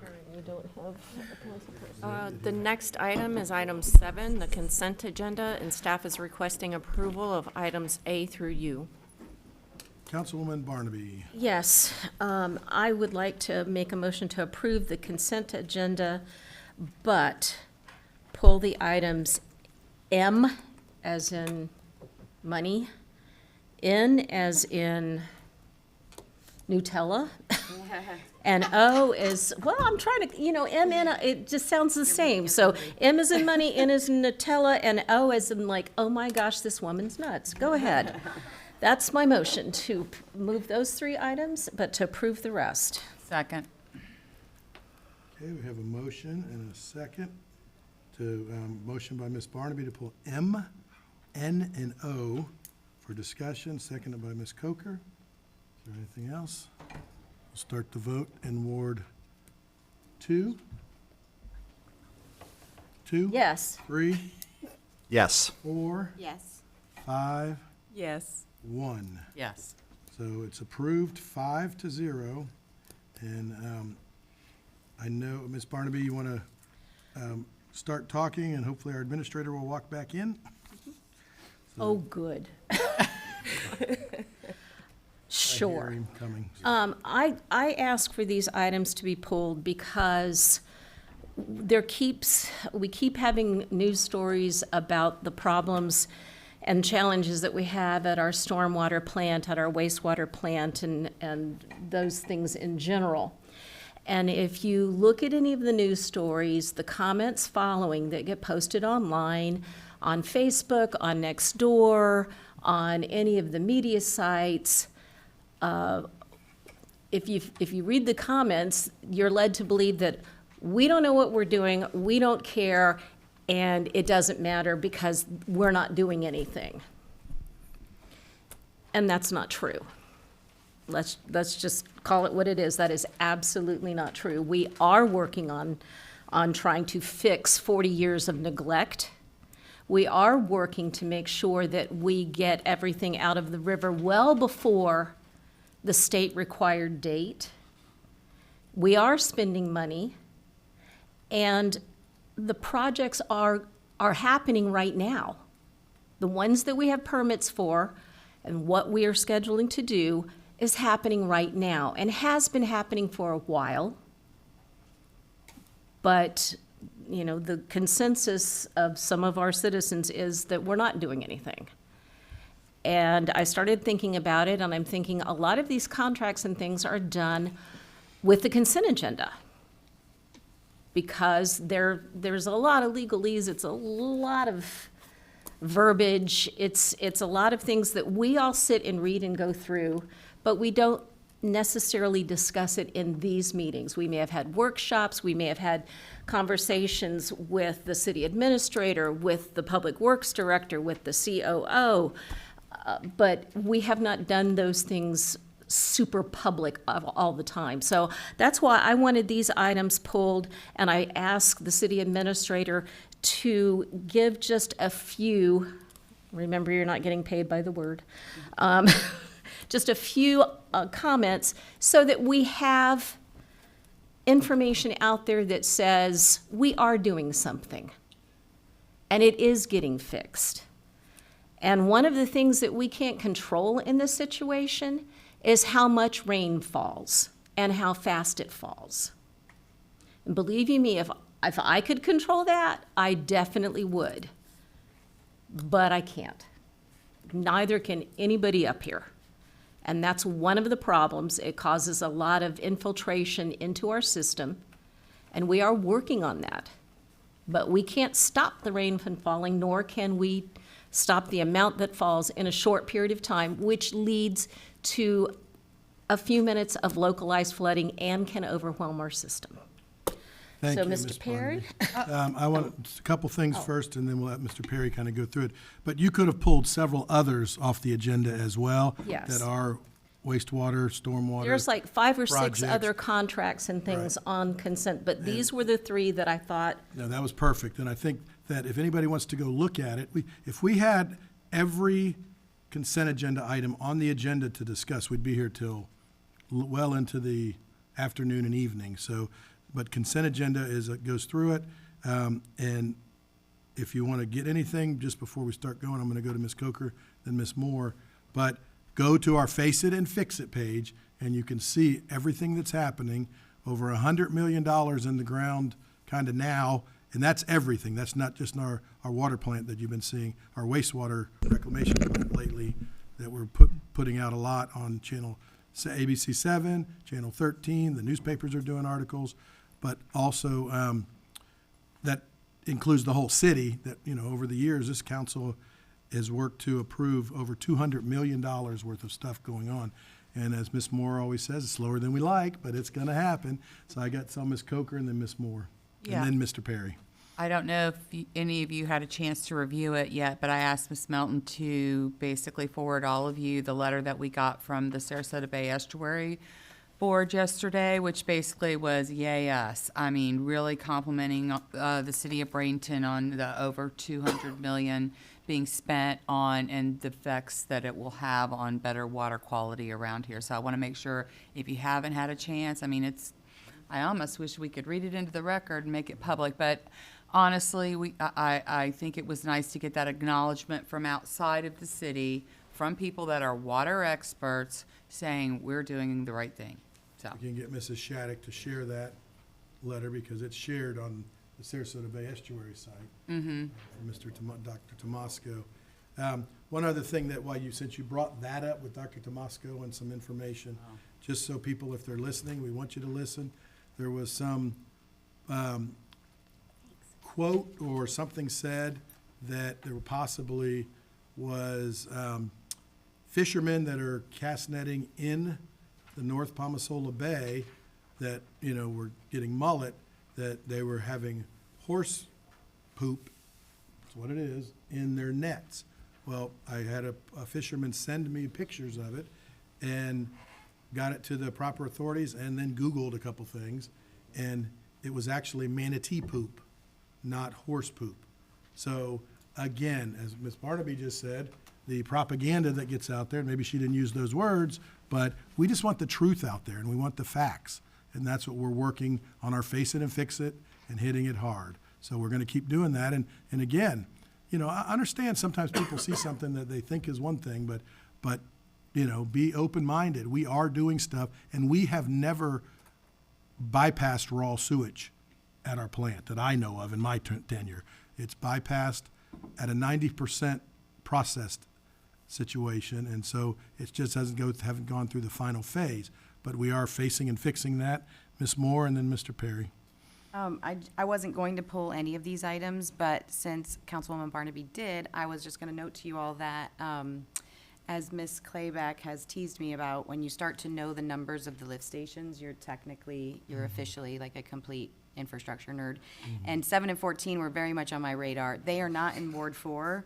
7 is actually in Councilman Susler's ward, but I'm very familiar with it because I lived there briefly after the hurricanes. And so I just want to express support. You know, it's not about just 3 and 13 all the time with me. I think that this work is important for exactly the reason that Councilwoman Barnaby said, which is that the whole parts of the system, including the collection system, have to be addressed in order for all of the wonderful things that Mr. Perry is going to explain to us that's happening at the plant, for those things to all come together to prevent any of the discharge. So I had to look up where the other 4 lift stations were, but I'm happy that we're moving forward. Nerd. Not just 3 and 13. I'm happy that we're doing all of them. Mr. Perry. I'm gonna use Elmo, so I think it'd be easier for me to speak from the podium.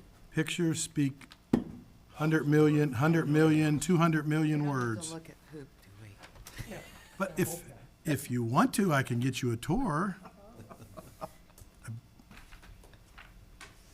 Well, I appreciate everybody's comments, and they're all hit home, spot on, really. One of the problems is to try to do this in a succinct manner and take 5 or 6 minutes, because I know we have a busy agenda, as we always do. And that's one of the reasons why we do put them on consent, as Mayor pointed out. When you get down to the details and minutiae of this, I speak with many of you throughout the week and certainly before council meetings, and try to brief you on what is on the agenda, as well as things that are not on the agenda, that deal basically with our infrastructure system as it relates to our utilities. The 3 items on the agenda, I'll start with that, and particularly item 7M, which is important because what this is it's an adaptation plan for the vulnerability study that was done by the city, and it's required by DEP for eligibility for grants. And when you talk about hundreds of millions of dollars, you have to, meet certain eligibility requirements. You have to have a vulnerability plan. That's a DEP requirement. Well, why would DEP want that?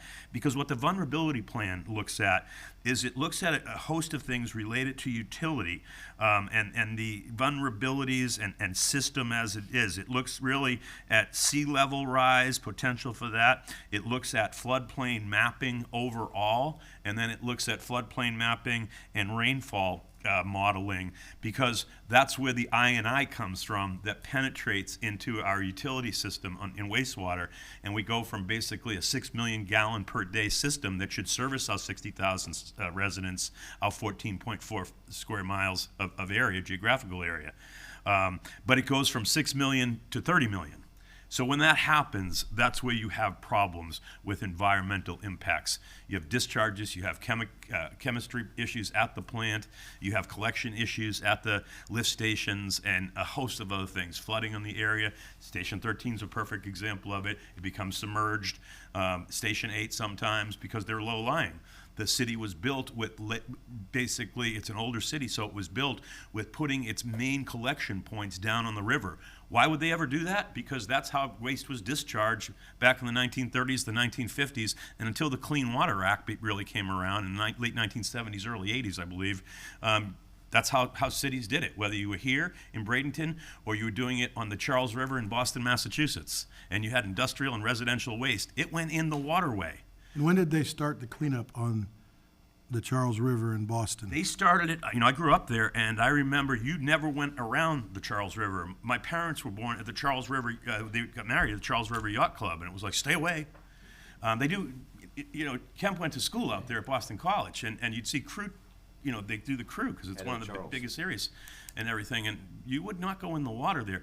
They started it probably around late 1970s, when I was getting out of high school, frankly. And it was bad, and it's one of the cleanest waterways there is now because of them addressing. But it took almost 40 years. 40 years. Before, and if you go up there now, you can ride in a little ducky. Yep. On the river right into the and water. do that, and there's no issues. The water quality is there. It's in good shape. But they said it was about 40 years, and they're working to clean it. Yeah. It's an interesting situation, similar to ours, much bigger city. But this particular adaptability plan, item 7M, and what it addresses now is the second phase. So since we did the vulnerability phase, now we're with Jacobs Engineering doing the adaptation plan. Really what that does, it looks at the top 10 critical assets that we have, and it analyzes our vulnerability. And of course, a lot of those critical assets are in both stormwater, wastewater, and other types of floodplain management types of things. And so it really what we do is what they want to know, and it makes sense, they say, take a look at that vulnerable infrastructure, tell us what you plan on doing with it, and which ones you think gives the biggest bang for the buck, because they're making a business decision on what to fund and on through their grants. And so that's the business case for going to the state and asking for financial assistance, and they require you to have a plan to do that. Makes all the sense in the world. I'm sure they do similar things with PD, technology and the like. What's the return on investment? So that's what that item is about. It looks at various risk scenarios and the most effective cost return benefits that are related to the projects that has to be in place. Now, specifically, looking at item 7N, which is the work assignment for manholes, this is a lining program. We have about 4,200 manholes throughout the city. And out of those 4,200, they've been assessed at which ones need to be lined. And in the Waterkeepers Agreement, we have agreed to do 1,200 manholes, basically. It was a little bit less than that, and I think it was modified in our last amendment, but that's kind of in the weeds.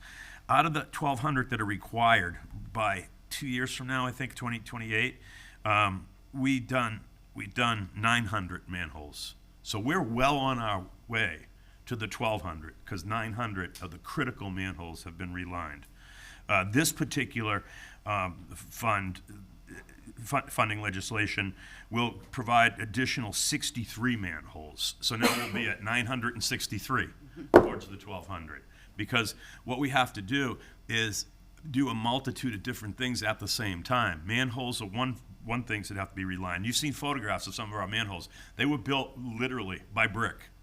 And you can see how mortar has deteriorated. There's a whole host of different types of construction techniques that have gone over the years, but now they're being lined. The lining on that lasts about 10 years. In a manhole, in a pipe system, it lasts considerably longer, but the life cycle in a manhole is about 10 years.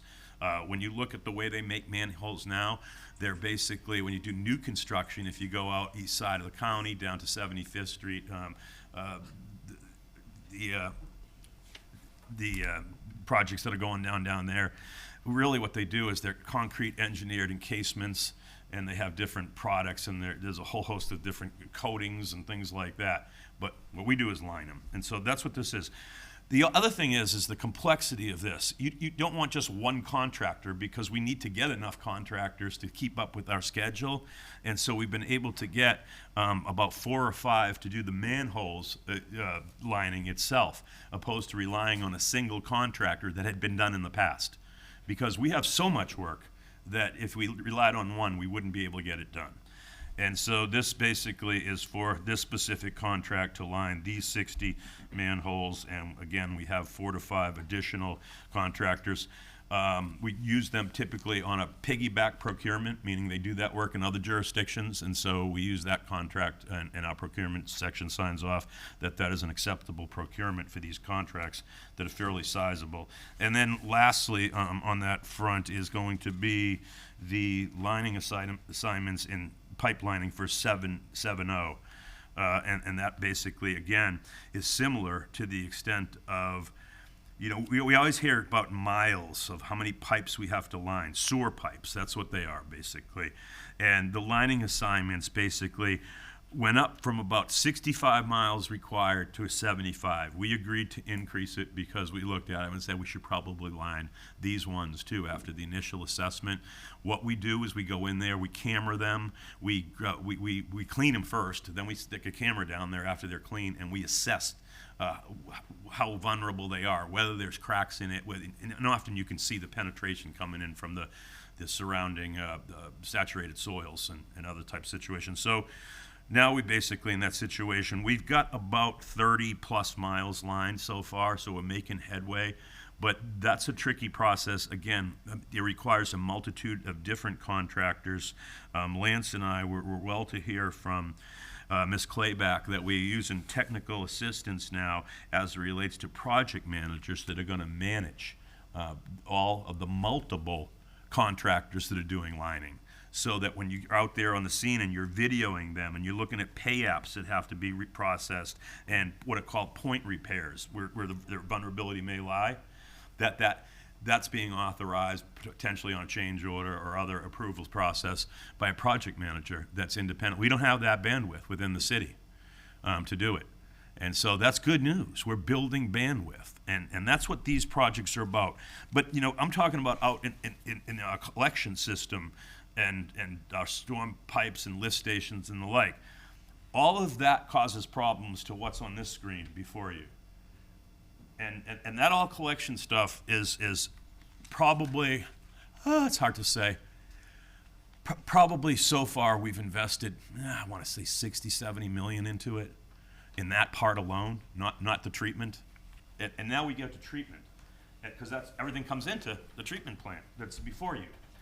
This is something the mayor's been out there, and a lot of counselors have been trying to advise me and advocate for. Let the public know, because the public doesn't know really what goes on behind the fence. And it's interesting with the public to the extent of, it's kind of like the police. A federal judge told me one time, he goes, Rob, what I've come to realize is that when you have someone that you're sitting next to, a little old lady on the plane, and she goes, yeah, well, I live in this city too, and I watch the news and everything, and I'm concerned about this current event dealing with the police. People are always willing to tell the police how to do their job. But the judge said, but I've never heard anybody look at him and tell him how to put out a fire. And it's true. It's absolutely true. I don't know why that is. And so I analogize that to this situation. People see the news, they talk about it on social media, and they're saying, why can't you fix this problem? If I would do this, I would do that. This problem is 40 years in the making. It's incredibly complex. It involves engineering, it involves environment, it involves chemistry, it involves hundreds of millions of dollars. And so it's hard to fix in 4 months or 4 years, something that took 40 years to develop. When we look at this plant, let's take a look at what's happening, what the city has approved through our council, very generously, very studiously, very thoughtfully. This shows a series of different improvements. I want to start on the lower right side of this, where the equalization tank is. It's a temporary equalization tank. We would ultimately put a permanent equalization tank. What that will do is it will allow the oxidation, which is the first phase of treatment, when the water comes into our plant from the collection system and comes in, and it's where what's called an activated sludge mixed liquor plant begins, because that's where you activate the sludge. That is raw sewage that comes in through the plant. It hits that oxidation chamber, that where the 4 semicircles are, right next, it's kind of on the right lower side. And really what that area on the far right lower section will do is it'll provide us about 3 million gallons additionally in being able to take waters that come in high flow times and manage them, because there has to be a certain amount of contact time in that first phase. That's where we introduce what's called microbiology, bugs. That's the activated sludge. We hit it with oxidation, so it energizes the molecules and it operates faster, but it still has to have contact time before it goes to the next phase, which is solid separation and clarification. So by having that temporary equalization chamber, $1.7 million, it will allow us to manage that. Now, if we get 30 million gallons a day, it's still probably going to be overwhelming. But I want to move on to the next phase with a significant investment too, which is the clarification phase. You see those round cylinders, basically. And right now we have 3 of them, with the upper middle section being the new Clarifier 4. Clarifier 4 is about a $17 million project. It's taken us about 4 years because we had to get a DEP permit. Yep, and more, yep, and then after the DEP permit, we had to go through engineering, procurement, and ultimately about 2.5 years of construction with the hurricane season thrown in there. It's a 3 million gallon tank. It's larger than all 3 other tanks. The way All 3 of those tanks can fit can inside. fit into it, yes, sir. And so what that does is it separates the solids, because the activation is starting to happen. The solids are much more susceptible to separation. They've been softened, they've been chemically broken down and the like. And basically then they go to this section right here, which are these 2 tanks. They're called digesters. And they take the solids and they move them over to a separation area where we have a solid. We use a belt press over here because the screw presses that are in this area were not functioning and they weren't serviced properly, quite frankly. What that does is it takes the solids and it compacts them. It's what's called dewaters them. And it has to be dewatered to a certain percentage. You want about a 15%, no higher than 15% moisture content in it. And then Centigrove, a hazardous waste disposal company, takes those to their plant where they have a DEP permit to handle them, and they sell it as fertilizer. That's the solids that come out of the wastewater. Ultimately, the plant then moves through what's called tertiary treatment, which is disinfection. That's where we basically chemically take out any bacterial components of the water and balance the chemistry of it to be finished. We take it there, we use a chlorination system. There's anti-activants that, because when you chlorinate, certain levels go too high and you have to bring them back into balance. And at that point, there's 2 options to do what to do with the water that's disposed of. Some of it can go back into the river, a certain volume on the DEP permit, but what we try to do is on this section over here, that's where we basically run reclaimed water, and we sell it to Lakewood Ranch, BDR, about 2 million gallons a day. They're interested in buying more. It's good. We also water Lecom, Tropicana, and there's a couple. And the golf course. And the golf course, yep, and that type of thing. Sometimes during high rain seasons, the end of the summer, they didn't want that much water, but now we're working with them, and Woodard and Curran is doing a really good job of a relationship building with BDR to try to basically say, we think we can provide you more water, because we'd rather put it towards what's called beneficial use. And so we have a multitude of additional projects going on, but these projects in and of themselves are probably close to, when you add everything up, $60–70 million. And we're really probably looking at now, when you add the collection dollars, you add this, that's $100 million that we're in the poker game for. Quite frankly, that's the ante that we've put in so far. We'll continue to go up, I would think another 100, 150, frankly, and be probably north of 200 before we slay this dragon. And in order to slay this dragon and rebuild the city, I think you all should be proud that 4, 5, 6 years, and ultimately maybe longer, when you look back on the task before you as leaders, the task before us as team staff, and if we're able to get that done, you've done yeoman's work, because you protected the environment. And I want to talk about the last issue with protecting the environment, this injection well. So by Florida law, state law, we're required, everyone is, to be out of the navigable waterways. You can't get a DEP permit after 2032 anymore. It doesn't matter about the water quality or that situation. And so what are you going to do with it? They want you to inject it into the ground. We have a plan to basically, we drilled, I think it was about 1,800 feet below level, and it took us quite some time to drill it. But I got photographs of the what's called the wellhead. It's just like an oil well when they drill for oil, and they cap it at the top with a big fixture. And what we're doing now is we've completed that. That'll be a total project cost of, I think, about 12 million. This is showing about 5.2, but that's just in building, drilling the well. Now what we have to do is basically put aperture on the top and then put test wells out there to see the impact of what that water is doing down below in the aquifer. And you hear people say, well, why would you put wastewater in the aquifer? We're not putting it into the drinking water aquifer. We're putting it into the subsurface below that. There's the Vellum aquifer, and then there's other aquifers. The reason why is because that protects the drinking water aquifer, and it's that all the penetration and sea rise and things like that. It creates equalization of pressure underground at hundreds and thousands of feet, and so that's why they want that water down there. We're not putting wastewater in there. We're putting reclaimed, treated pipe, licensed water that has to meet regulatory requirements that you can actually drink. Yep. But nobody wants. Nobody to would. drink. Yeah. And I was out in California a couple times when I was in my last jurisdiction, and we actually did drink it. And California's water supply system is so bad that they basically have a deal where if we put it back into drinking water, people don't look at it the same way, into the aquifer below ground. And that's actually what they do at some plants. And they use a reverse osmosis and other types of advanced technologies for that, but you wouldn't know the difference. Yeah. And it meets all the chemical standards. So that's kind of a short version on that. And I just want to wrap up with showing. Leave that on there for Yes, one sir. second, Yes, Mr. sir. Chair, if you don't mind. I'd like to. So, I just want to say a couple things about it.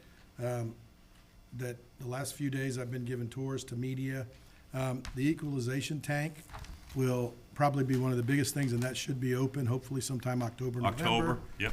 Then you look at our clarifier, fourth clarifier, by the end of the year, we hope, with everything going on with the parts right now. It's You see filled. how clean the water is in it? They're doing a seal test where they put the water in it to make sure it doesn't leak, and they had to do that for so long.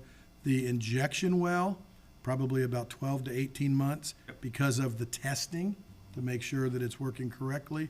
The well took close to 2 years to get down to the 1,600 plus feet. But now so when people say, it's disingenuous on people's part and some other, maybe misinformed, because, when we use terminology, the media will say spill. Well, we're not spilling anything, we're bypassing. And once we talk to them and give them all this tour, every one of the 4 people I've talked to so far, 3 or 4, they're like, wow, they can't believe what we've already done. And now, again, we're a month or 2 away from one, a couple months from another that has taken years to get done. And then, really being able to manage a plant. And just looking at this picture, just below the fourth clarifier, those 2 solid sludge. I mean, we've been up on top looking down at that. And sometimes you just want to know what's happening. You don't want to see it. But that looks like our sunglasses there. That's the full, All the full more part. reason then. But the disc filter is something that is going to help us from, cleaning filters of the other time. But underneath that disc filter is the headway that comes in. And that's something that if you really want to get what's coming in from the residents that comes in from our collection system into that headway, that's the first area that the water comes in and the biggest solids are removed. What was amazing yesterday when I was looking at it with the media is there is thousands of wet wipes that look like that was the most in there, and some towels and mop heads and other things. So we've got to blast out to the public too. And Kim Cuizon from Fox 13 wants to do another story about that. That's a great story. Because we got to tell people, stop. This is what's going to overwhelm or block the system and all of that. So, and we purposely started there so the media could see, here's where it comes in, and obviously you can understand the odor that's there and then how it goes through the plant. Right. And the ox ditch, is really cool to see. And when I say cool, just how it works and how we are doing things. And this clarifier, none of the other 3 clarifiers are gonna go offline. But if we do need to take one down for maintenance, now we have opportunity. correct. With the belt, the disc filter, we're gonna be able to fix some of our other filters. People don't realize some of those filters are $10 million. And you've gotta, I never thought getting into this job that I would be an expert Nor in did I. wastewater 101, and that's our new terminology, wastewater 101. And there's going to be a few people that I'm going to reach out to that have criticized us on Facebook that I know. And, well, yes, we are doing stuff. So we're not trying to prove anybody wrong. We're just trying to say, here's what we're doing.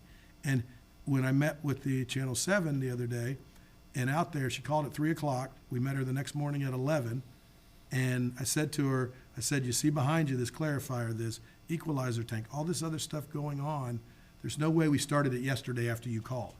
And she was like, wow. And, so for the customer out there, the citizen, the community, we are doing things. I know, one other thing I'll say just to get it, is to the parish community, our wastewater is never spilled, going to affect your drinking water. But we're not spilling raw sewage, as we saw on the parish connector the other day. And it's a boil water notice because the city of Bradenton spilled 1.7 million gallons of raw sewage. That's just not true. Completely uninformed. There's Right, no, and I mean, so we've decided that we are gonna go on and do some educational things, not to debate with people, but here's what we are doing. But that's how far it went the other day, all the way out to the parish connector. And it talked about the Hillsborough River and all that stuff. It's like, well, that has nothing to do with us. But again, the comments are, oh, it's terrible, Bradenton's bad. And we're trying to get the correct information out. And it's not defensive information, it's fact. Yep. So, Ms. Coker, you had something before Mr. Perry moved on? Yeah, I mean, obviously, I've heard a lot of this already a couple of times and realize how much we've put towards this, and we're facing and fixing, and I would love for us, and I just feel like I have to beat my drum that I've been beating for a couple of years, to get a little bit more forward-looking and really try to increase the reclaimed water and, figure out a way to get people off of using potable water to sprinkle their yards. I mean, I know, I have to beat my drum. That's all. It's actually a great plan. Unfortunately, we got to deal with dirty water right now. Yeah. But at the same time, we have to be mindful of that because the beneficial use of it has tremendous return, both financially as well as environmentally. Right? It makes all the sense in the world. I just want to. Ms. Barnaby had something. Oh, I'm sorry. Yeah, don't leave yet. She started all this. I'm laughing because you're talking about the up in Boston, and I'm old enough that I remember the song by the Standells in 1965 called "Dirty Water." Yeah. If you haven't heard it, After every Boston Red Sox song. Yep. in Fenway Park. Absolutely. Just a couple of things because of some of the comments in the social media and after the media reports online where they're talking about all the development that the city is doing. They don't realize you can have a Bradenton address and you are not in the city limits of Bradenton. All of the apartments that are going up south of the Red Barn near Robbins Apartments, that's the county. We're not doing that. Anything on State Road 70, that's the county. We are not doing it. We have our almost 15 square miles of city limits, and that's what we're responsible for with the 58,000 residents. That's it. If you're thinking that the city's building out past the interstate, you're absolutely wrong, and you need to realize, again, you can have a Bradenton address, but you're not in the city limits, you're not a taxpayer, and you're not a customer of this service. I'm really happy how many times we brought out, it's not raw sewage. It's not raw sewage going out there. The other thing is we are facing it and we are fixing it. And if people are thinking that we're only doing this because of the Waterkeeper lawsuit, we couldn't have gotten the permits in time since the lawsuit to do exactly what you see on the screen there. We started working on those permits before this was one of the first things I was told about when I came back in 2020, that we had started working on those permits well before water keepers ever showed up. I don't think people understand how long it takes to go through the Department of Environmental Protection and the Department of Natural Resources and what other hoop you have to jump through to get permits for a wastewater treatment plant. So I just, again, there's a lot of misinformation out there. I think the vast majority of it is people that just don't know. And to those people that are not telling the truth to suit their agenda, I wish their mothers had raised them better. Thank you. Mr. Perry? Just real quickly, I want to point out something. Mayor was talking about the headworks, which is under this disc filter is what he's referring to. And there's bar screens up there. If you climb up on the catwalk, that is the first point where the debris is separated, and there's augers, basically. Like a rake, raking it Right, clean out of yeah. the water. But another important part to point out is down in this area right here, that is where the valve is basically for a discharge. And so when you think about it, to fashion the point and illustrate it, that this is 90% treated water, this water has to come in from here, go through this, go through this, go through this, go through this, come back this way, and the only thing it misses is a section down here, basically. That's where the valve is. And when there's that high flow that will foul the rest of the plant, somebody has to walk out to here and turn that valve about, I think, 30 times. And Big yellow valve. Yep, and it says, discharge, basically. So you can just see that that's at the end of the trail. And remember, that water might have started down in Village Green.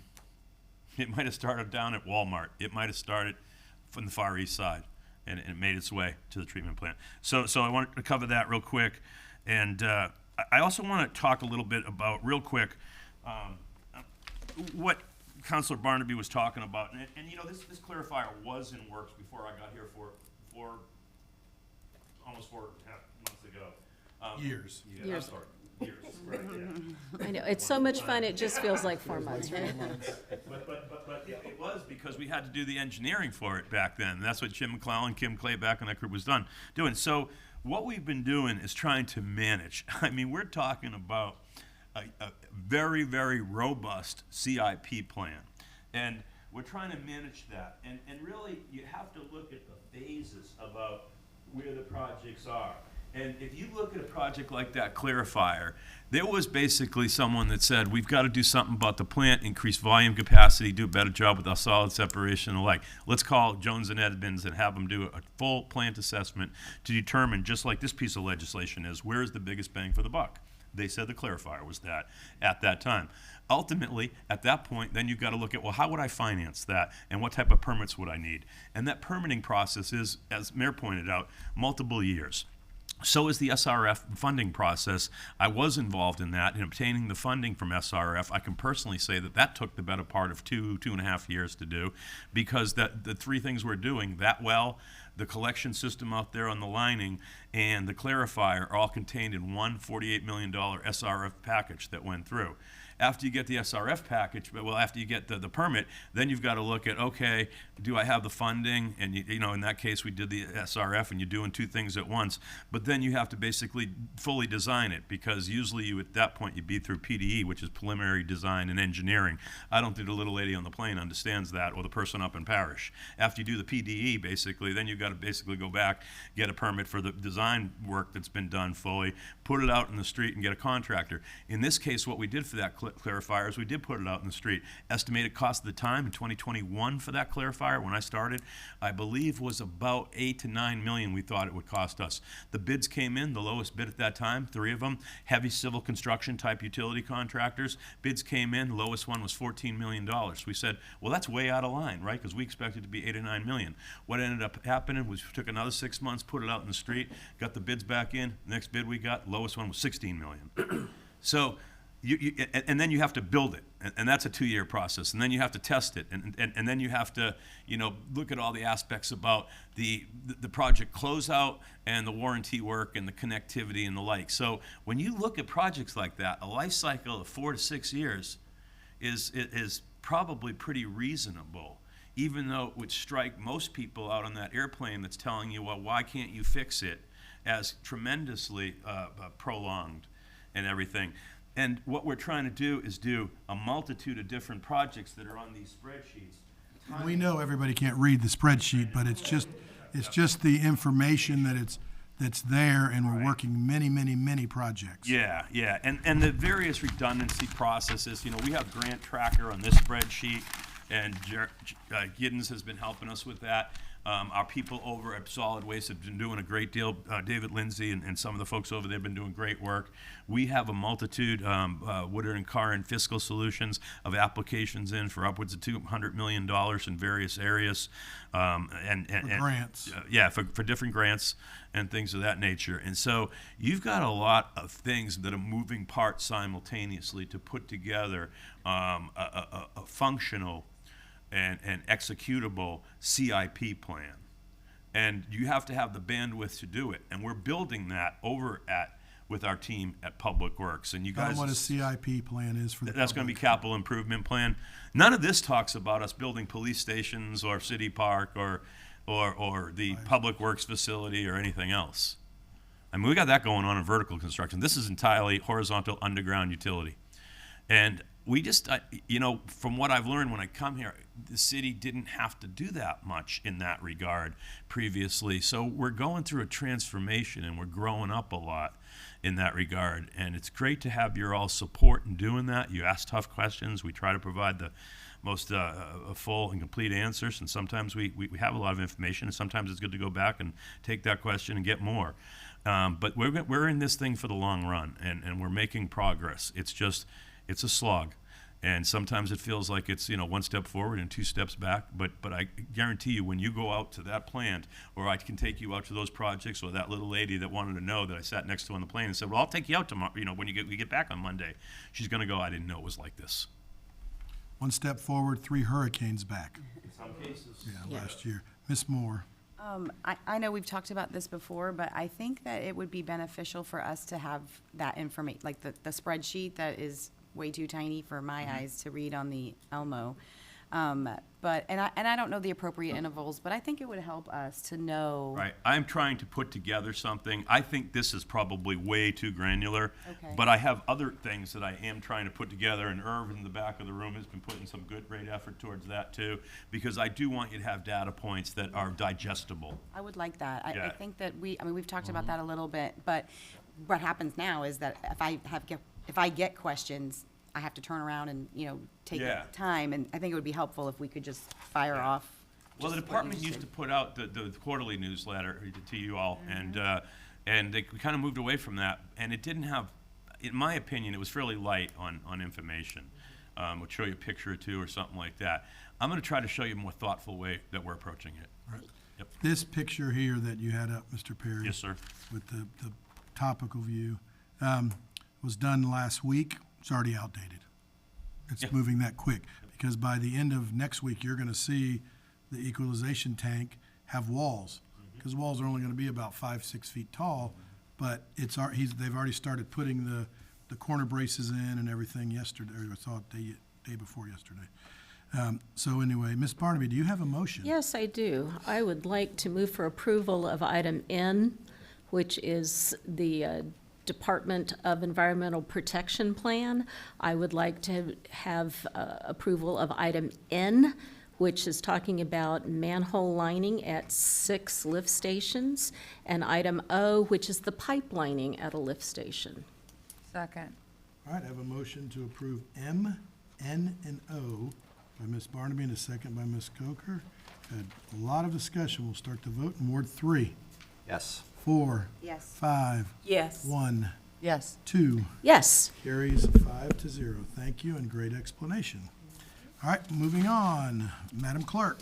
Item 9A is the emergency procurement report. Mr. Perry. I don't believe we have any items. We do? It's always on there. You did? 4 new ones. I don't have them in my package. We could come back to that, Mayor. All right, let's move on to B, 9B. Is that Mr. Rudisell, Mr. Perry, Ms. Mayor, Barnaby? briefly, if I could take this front end on this and then turn it over to Mr. Rudisell. So this piece of legislation was on this new business, and we were going to ask for a resolution, but we're kind of trying to work through that a little bit. I think the best thing I can do at this point is just give you a little bit of an overview on what that this item is. And so the short version is that Ironwood had come to us back in quite some time ago, I'd say probably about 4 years ago, and asked us to consider taking over their water distribution system. I was actually the councilman that started that. Oh, was it? 6, 7 It was years that long ago. ago? Yeah, yep. I kind of remember when I got When you got involved. here, Yeah, right, yep. And so at that point, we looked at the possibility of doing that. We said, as we have in the past taken over any private system, you would have to meet our specifications and standards from an engineering perspective. And we would have to do an assessment, condition assessment, and take a look at PDE, some preliminary design, things of that nature, get an estimate of engineer's probable cost. And we basically engaged Jones Edmonds to do that. We put together a reimbursement agreement with Ironwood, who told us that they would pay for those costs, those preliminary costs. And ultimately, we also had to speak with a special assessment specialty attorney expert that Mr. Rudisell kind of engaged with us and brought her on board. And we looked at the possibility. The short version is that when you do these types of projects, the assessment area, the city can levy an assessment. Commonly, like in areas where you would have a septic system, and then the city would say, well, we have to go to sanitary sewer, so we're putting collection out in the front of the yard, and we're going to go to a sanitary sewer, and you've got to hook up. You can levy a special assessment with a board vote, basically, and the special assessment has to be for infrastructure. That's typically how they're used. We did the LPPA with the Local Provider Assistance Act, I think, as a special assessment. It's a little bit different, but traditionally they're used for infrastructure, and that's what is contemplated. However, you wouldn't want to really put a special assessment to do a remodel type project, a rebuild project, unless that specific assessment area was willing to do that. Because we don't want to foist it on a community because it is cost. We have done the engineering. We've gotten the hard costs on what the construction of the project would be. We've done some fiscal analysis as far as how much we would have to assess, how we would finance it for the repayment of that money. And we're prepared to move forward and going back to the associations of I think there's 15 communities out there, HOAs, and a master association.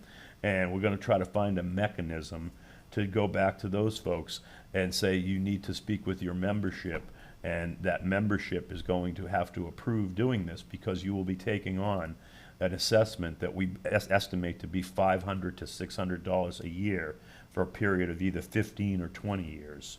And if you want to redo your system, that's how much it would cost as an assessment.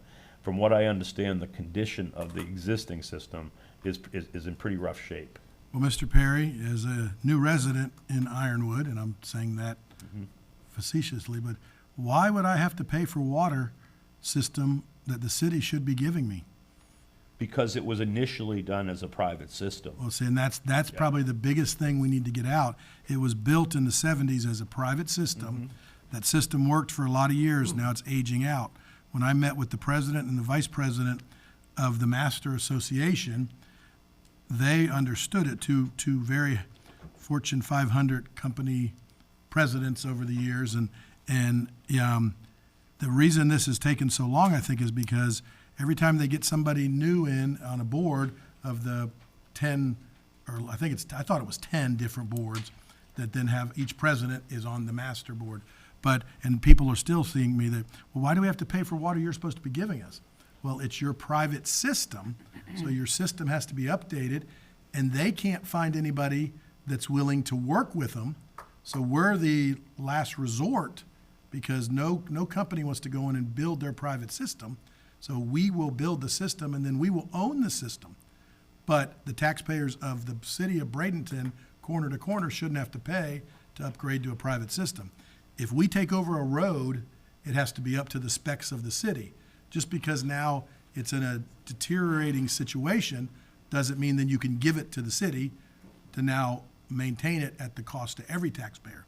And I think this is gonna be one of the things that, if we've all been on HOA boards or around them or seen it, that people will understand today, but those neighborhoods probably have a 5 to 7 to 8 year turnover. So right when we turn that over and we do it, and all of a sudden I get my tax bill and there's a $600 assessment, I'm gonna say, well, why do I have this assessment?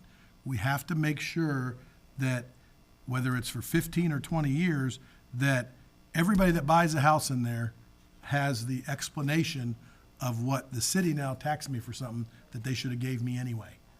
That we have to understand, because whoever's here in 5 to 7 to 10 years is gonna get those phone calls that the building 9 is gonna wonder why we're paying it, because the president said it was for water that we should have had. And they don't even know what's going on. Right. So that's why we wanna discuss it and, figure out what's the best memorialization of it.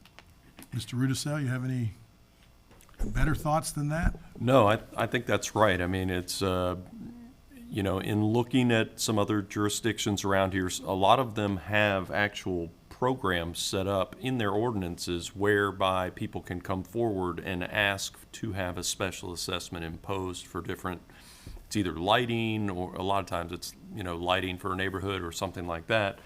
And they require a certain percentage of the property owners to sign up for it. So that's one of the things we've looked at and had some initial discussions with Ironwood about.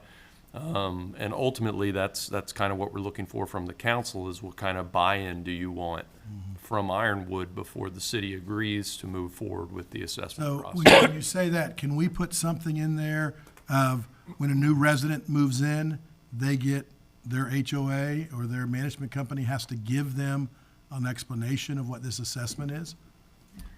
Well, you have to do that anyway. Yeah, they have to do that under disclosure laws, I'm pretty sure. That's what I was gonna say. But what I'm saying, it's not happening, and we've got people in Riverdance that don't think they should be paying $300 a month for the rest of their lives because the property is leased and it's a special assessment. And every year it comes up that they want to take it off, even though they've lived there. And, they're supposed to be giving it, but is there something that, there can be a box somewhere that they're disclosing that? Because, Well- 10 years from now, it's not happening. I will say, if you're saying this goes back that many years, for someone to not know about it now, you could go back it's on, not- it has to be disclosed. There are disclosure The citizens- requirements. Citizens don't believe that they should be paying for water Well, they, in their system. They think the city should fix well, the the system. HOA should be disclosing to them that it's a private system and, they can't, There's what should happen, and then there's reality. but legally, they can go back on the previous owner for not disclosing it. But how many people do that in Well, a place like this? just saying, I know. I'm not a real estate lawyer, but. Well, and if I may, Yes. when we buy and sell in those planned unit developments, part of what we do at settlement is prorate these type of assessments. I would liken it to, and please correct me if I'm wrong, Mr. Russell, because the accepting of it now is a little bit different than maybe what I have had experience with, doing it now, acquiring it now versus just when a developer is building their new development initially. In my head, I'm likening it to like a CDD or a tool that a developer uses to build out their infrastructure, but they don't absorb that cost. The homeowners do so over time on their tax bill. This sounds very similar, and I would expect a closing of a home in that area to have to prorate those assessments. So they're at the closing table, you're being told, this is a water system, a special assessment of some kind from your HOA, and you're paying for the portion of the year that you own the property, and the other person's paying the portion that they own the property. So they'll at least have that conversation, I would think. Well, except that this would be an assessment from the city, so it's going on their tax bill. Right. And it's gonna show up as a separate line All the item special- assessment, right. All the special taxing authorities, your storm, and it depends on where you are, but, you get Right. the gist. Well, I know that when Longboat did when they buried all of that, that was on their tax bill. And it was, a lot of sellers would choose to pay it, to enhance that. But I think where I've had the biggest issue with that is some of these CDDs, they don't pay in arrears. That's where we need to make sure we're clarifying on how that's all gonna be. Because that to me is a Well, again, I nightmare. just want information, so. Because you pay your basically- property taxes Right. in arrears, In arrear, in the end of and the then year, the right. CDD is not. And that's where it gets really hard with the prorations. So I don't know how y'all can figure that one out, but that's where I've had issues. Well, and in this neighborhood, it probably has a shorter turnover than actually individual homes, because people live there for a shorter time. And that's where, there is nobody there that I talked to 7 years ago. That, because I went to meetings, I went, talked to them, and they were like, why isn't the city fixing this? And one of the questions I think is gonna come up, we can, kind of control, do we want 75% of the homeowners in that building, in that HOA? Because it's basically, each building is an HOA. It's been a nightmare with the fire, now that their fire sprinklers are aging out and doing that. That was the first thing I got on in 2013. And, they think the city should fix their fire stacks. And, it's not, but they've had to replace stacks. Well, each homeowner had to be assessed the portion of what it was. And so it has been an ongoing thing now that it's aging out. Their whole infrastructure is aging out. The city has done for years help them, because no plumbers will come in and fix their system. So when there was leaks and there was problems, the city was working with them as a good in-kind, help you get it because your water's flowing and we're losing millions of gallons. So no good deed goes unpunished when you deal with things, and I'm trying to mitigate this for something we probably will never deal with. Even though the people might be mad right at the moment, some of them, but do we want to say that a supermajority has to approve it in your building? I think we should make it easier for them to get this project to go forward, Yeah, but rather does than that make it more difficult. harder for the 49% that are against it? Well, but We want buy-in from them. And if they have to get, I've been president of HOAs, and if you don't get buy-in and you just get 50 plus one, you're in trouble too. So is it? Mayor, Yeah. I think that's probably what we're gonna talk about, and I really think it'd probably be good to bring down the association folks. Oh, To for sure. engage in that, because I think they're gonna talk about some obstacles. I mean, ideally, I think you'd like to get 100% of the buy-in, but as we know, sometimes it's a little difficult, and I think I think the executive director of the association, is that what Molly is? She is one of the she's a property manager that works with most of the HOAs over there. Okay. So again, I'm gonna want more buy-in than not, because we will get blasted for this. And are we willing to basically, 50% of them are gonna like it and 50% aren't? And, I never talk about what's election time or whatever, but we will get blasted if we don't get more of a buy-in. And the reason I say that, because I put it on the HOA, not the management company. I put it on the president and the board of the HOA of those 90 units. If they can't get a supermajority to buy in, then we're looking at a Surfside situation. That's what I would And, because the Surfside situation, the research I've done on that, is they could not get buy-in to fix their problem, and they just kept kicking it down the road to the next HOA. And I feel terrible even saying Surfside, because people lost their lives. But if they would have done what they would have done, their board would have fixed that, Surfside would have never happened. And that's what I'm talking about. And that's why I'm saying I hate to make it harder for them for the board to get the project to go. Because if they don't do it, then what do they have? Right. Well, but they have to be able to manage through, and I've And done I think that. I think we'll get blamed either way. I agree with that. I do. Because, but again, I think there's got to be a little bit of a, 2/3 or something, and I mean, 50 plus one wins anything, but when you win when you win something 9-8, are you really a unified group? And sometimes you have to rethink it. And I won something at the Boys and Girls Club, won 10-9 one time. But when we walked out of that room, we lost 3 weeks later, we did another vote, and it was 19-1, because you have to be able to explain to people what's the good of the whole. And I always look back on that, and that's very minimal compared to this. But when you're talking about, some places are probably 75 to 90 units. If they can't, if their president and their board isn't willing to work the association, then why are we trying to bail them out? Because we are bailing them out because they cannot find a plumber to do it because of this exact reason we're talking about. There's a couple, when we had the meeting, a few, discussions came up, and one of the things is I completely understand you're looking for something of a mandate, so that and it makes sense, because it's like, look, we don't want to impose something on you, even though we think you probably need it, and it's on you ultimately as the property owner to tell us that you're okay with it. But the question becomes, there's 647 units over there. And so do you do a unit by unit type requirement aside from, you don't have to do an election. You could do a certification or agreement, whatever it is. Or do you do it per building? And I was told by Molly this morning that there's 15 buildings. I had heard there was 18, you had heard there was 10, and everything. I don't really know what that number is. Well, but some of the two buildings might be one HOA. Right. So, Yeah, that's probably what's going on. But that'll be a policy decision that you all have to make.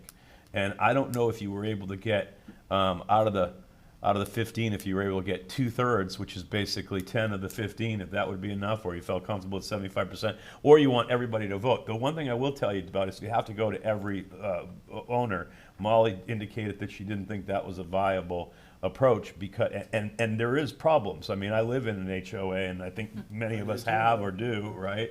And there's a great deal of apathy and the seasonality and things of that nature.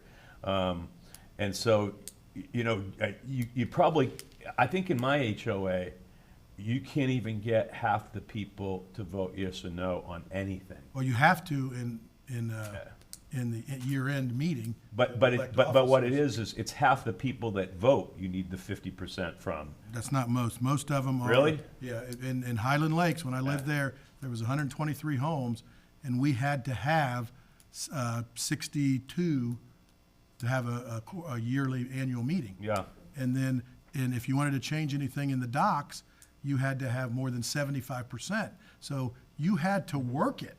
You had to go to people, and you had to get the votes, because the apathy is there. And that was one of the things that I was proud of when I became president. We ended up getting up to 79. They were only getting 62 just to make, so we could have an annual meeting. Yeah. The last year, we had 79. So even though that's out of 100 and whatever, and the docks here at Riverdance, we just changed the docks. Here's another scenario. So they had a deal where they could have lowered the HOA where I'm at by, I think, agreeing to some kind of reserve deal. And most people would like to lower their HOA payment, particularly where it's sizable.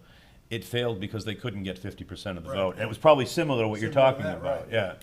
Yeah, I mean, that's But again, a whole so- different deal about so the that- apathy. This is exactly why I wanted this discussion, because here we turn around and we're trying to do the good guy, and then all of a sudden, 50+% of the people are mad at us. And personally, if you're willing to take it as a president or a board member, and there's, because you said 15 buildings, 600 people, that averages out to about 70 per building maybe, or not even that, 40 per building. So that's, I think that's where we got to get this stuff. Yeah. But I want I want somebody representing each HOA and the master board to come here and talk to us, because then we have it, and we can always say. I think that's a good approach. When we're getting blasted in 2 years, we can, come on, here's the video.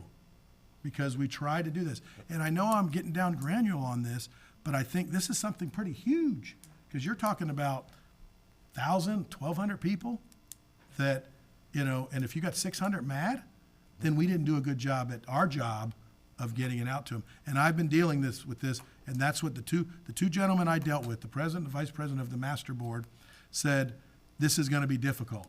And neither one of them are there anymore. They moved, but they were like, this is gonna be difficult. And it took this long to even come to us now. Mayor? We know how hard it is with 170 to get some consensus, so, and we're gonna pay for it. If I may, I wanted to just clarify that this isn't us doing it, unless I'm misunderstanding some element of we're us being doing it. involved. Well, no, I mean, they're doing it. Their association is making the choice to upgrade their system, or to take care of their aging infrastructure that they are responsible for in their development. The fact that we're involved in it in some way. You're levying, the city's levying under their levy authority. Yeah, So we're gonna be the CDD. they're going to turn over their infrastructure to the city. Pay for it to get it up to standards Right. before we take it over. Okay. Because that's the requirements. If you want to give us your road, and your road is a single dirt lane, we're not going to take it. Now, if you pave it to the city standards, then give it to us, but you've paid to do it. Well, we would take over their system if they would pay to do it, but they cannot find, for this exact reason, because no development company that does this wants to deal with 10 HOAs and all the money. And so we, because the system is failing and we're getting blamed for it anyway, so at that point, they came to us. And I was like, I don't know, and I got Jim involved, and Jim goes, we're having to fix things. They had a pipe break, and they couldn't figure out why their lake was so full. Because they only have 1 meter for all the buildings. So they have a master account, they pay the account, and then they divide it up amongst the buildings. Well, a lot of their people are mad that only live there 2 months a year, because they're still paying for just as much water as anybody else. So this will be individual meters to buildings. It actually will be a good thing when it's done. It's just making sure that we don't hear it, we don't have 15 people coming in every meeting, and from there, when they move in and say, why are you doing this? And that happens. We had that not too long ago, come in here. Somebody came in and said, why are we charging for this?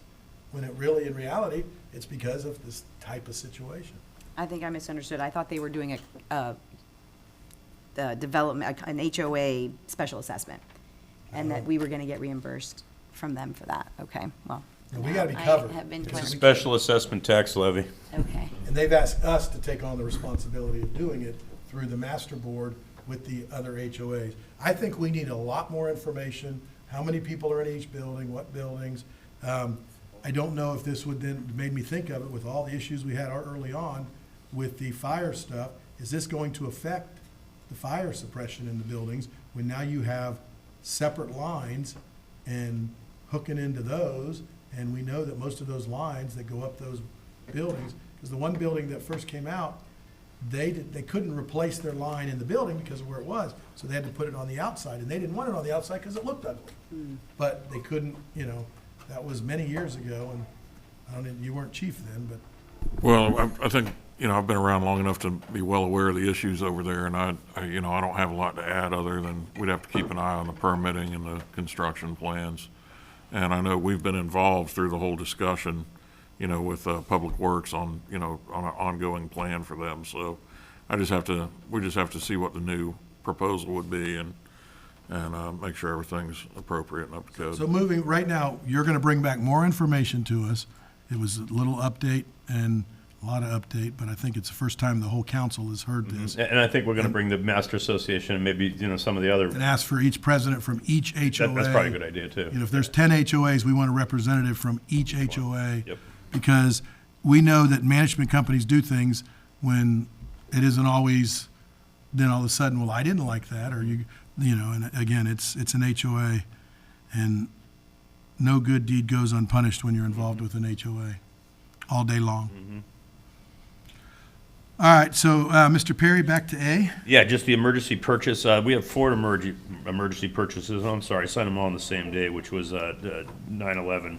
And basically, what they involved is a $91,000 repair from Woodruff and Sons for a water main storm sewer replacement that was basically down on 26th Street and Riverview Boulevard. I happened to personally be out there that day, and it was quite a mess. And it was interesting to see the breach itself, and it was kind of in that area where we believe it was natural fill.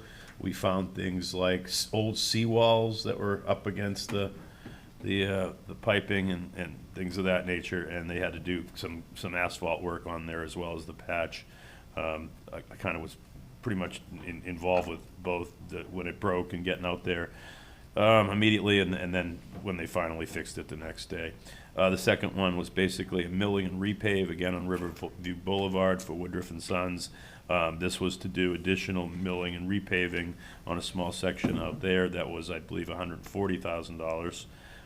The third one was a force main repair for a 20-inch force main, which was down on 21st Avenue West and 59th Street.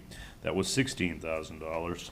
And then lastly, on 9/11/25, I approved the use of a crane by Pool and Kent, who is our contractor on that big swimming pool we saw, which is Clarifier 4. They had to basically reposition their crane in order to install the disc filter that we saw at the wastewater reclamation facility, and the charge for that crane usage was $13,000 roughly. So those are the four that I have to report. All right, any questions? All right. C, Public Works and Utilities. I think Public Works Director Colonel Lee is going to take this one. This is the master service agreement with Samsara, and I think he's going to tell us a little bit about the background, who Samsara is, what the product is and service, and why we need it. Still morning. Good morning, Mayor, Council, Mr. Perry, Mr. Williams. Samsara is basically a replacement for the data location services that provide GPS data for our vehicle fleets today. The contract that we have is expiring as of 31st of October, and this Samsara is a user-friendly product.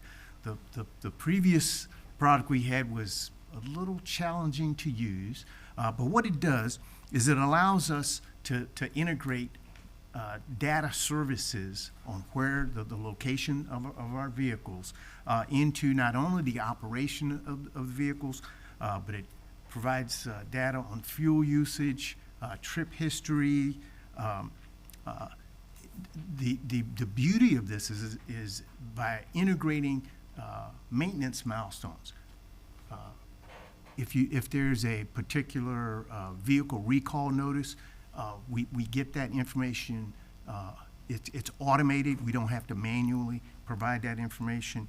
But one of the really neat benefits that would have been very useful during our hurricane season last year is it provides the lat-long data that seamlessly integrates into our FEMA reporting. Mm-hmm. And that in and of itself would have saved us quite a bit of effort. But again, this is costs a little bit more, but one of the reasons that there's an increase in the cost is we are now going to use Samsara on a higher number of our vehicles. Right now, we primarily focus on our solid waste division, for obviously reasons there. But what we would like to do is extend location services to a larger percentage of our fleet. Does this also have video service? It does not. It is an option that we can pursue, but right now that's not. We did not pursue this option as part of this initial contract. Mr. Williams? Yeah, so to that point, Mayor, we are talking with Samsara about providing that with our solid waste division for kind of a proof of service, if you will. But that to Mr. Lee's point, that's not part of the current agreement that's on the agenda. And just maybe kind of further the benefits of Samsara, this will help really allow our preventative maintenance program to become a little more robust and proactive versus reactive. And so that's something that we're looking for. The service that we had before was a GPS system. That was pretty much it. So, Mike, the reason I asked that question, I knew the answer, but I also know what we're doing. We know, and when you talk, I haven't really talked to Chief Kramer about this, but I had heard from the Sheriff's Office and Chief Bevan over the years, when you have nothing basically and you go to body cams, you get 72% less complaints than we were getting, or more, because of more because the person now can't lie that the officer did something wrong, as well as maybe the officer is being a little bit more conscious at times. So it's a human nature thing. So we have a lot of issues in our sanitation department that people said we didn't pick up their garbage. Well, the GPS part of it is great, but it doesn't show that, well, I went by your house at 7:22 a.m. and your garbage can wasn't out. Or one of the biggest things we're having now is people now that we have a system to charge for picking up stuff, I only had one mattress out there. Well, but the driver said there was 3 couches, there was a refrigerator, there was a washer and dryer, and there was a mattress. Well, it will actually save us money, I believe, in the long run, because not that we're trying to prove somebody wrong, but and also our staff might be a little bit more attentive if they know, and so that's just human nature on all of us. But I would want to have a system that if you can't tie it to this, then why are we putting it on the vehicle if there's a system that does all of it at once? And if I could, this, as we look to February, when we go online with our enterprise asset management system, this Samsara has verified that they will seamlessly integrate with EAM. Mr. Perry and then Mrs. Moore. Just briefly, Mayor, and Director Lee, I was asked by a couple councilors, and I'm just curious with the answer as well. Does PD use these on their police vehicles? Any sort of GPS tracking? We have it. And fire, the same question for you guys, basically. We have it within our computers. We're able to do it, but it's not a robust. I know before one of your staff members left, we had a meeting, and we agreed to put it on our cars, but we have to be able to have control of it to be able to facilitate that. Yeah. Sure. Well, fire. We have location, not video. But you do have GPS locators? We do. Do they record trip history? They do. You use it for maintenance and things of that nature, probably? No, it's not it's separate through the CAD and, through our operating system, an RMS. So, it's a different technology, I guess you could say, a different setup. Does it come off the MDT like the PD does? It does. Okay. Ms. Moore? I was just going to note, following your comment, that I think the cameras also could help with illegal dumping.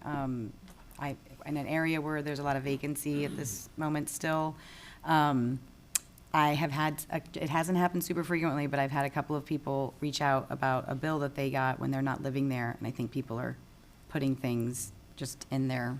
Well, we'll be able to show what And that's was in what I front of mean, their yeah, house. exactly. And I know that's Mr. Williams and I have talked about those couple of circumstances, and, unfortunately, when you're a homeowner, you still have to kind of pay and maintain, even if you're not physically living there, but I just note that has happened.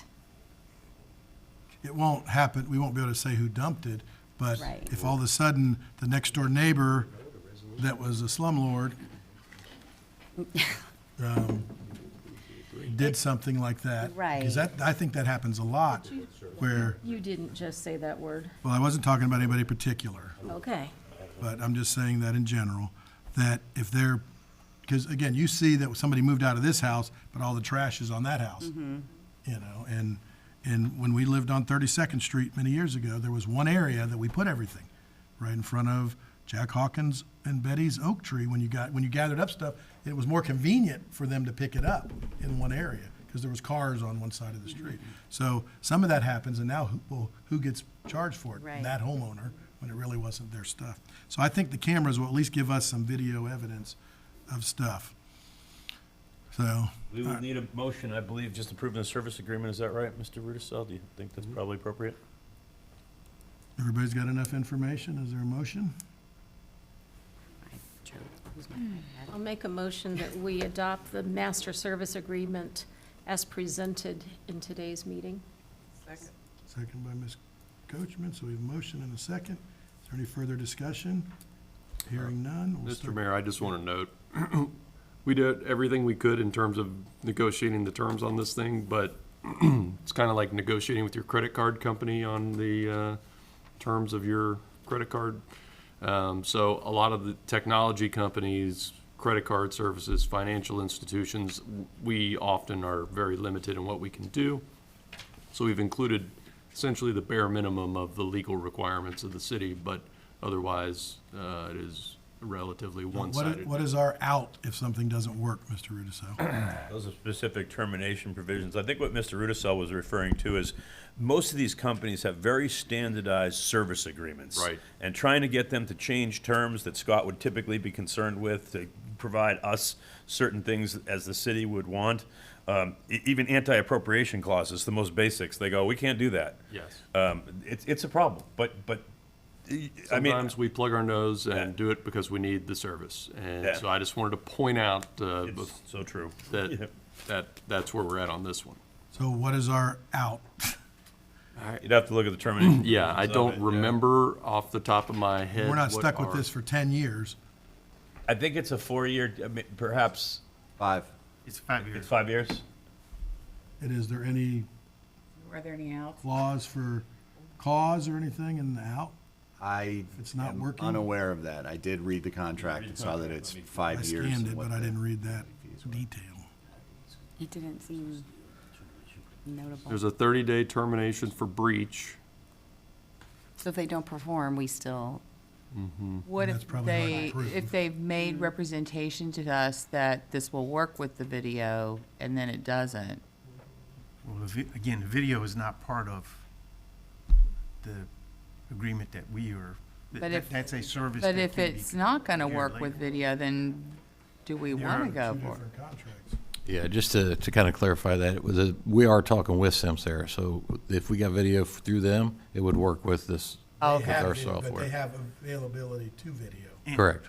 And Okay. they've tested it, we've tested it on the vehicle, and we know Okay. that it Now we works. just need We to- just did not. It would work. Get them to it when we get video. Okay.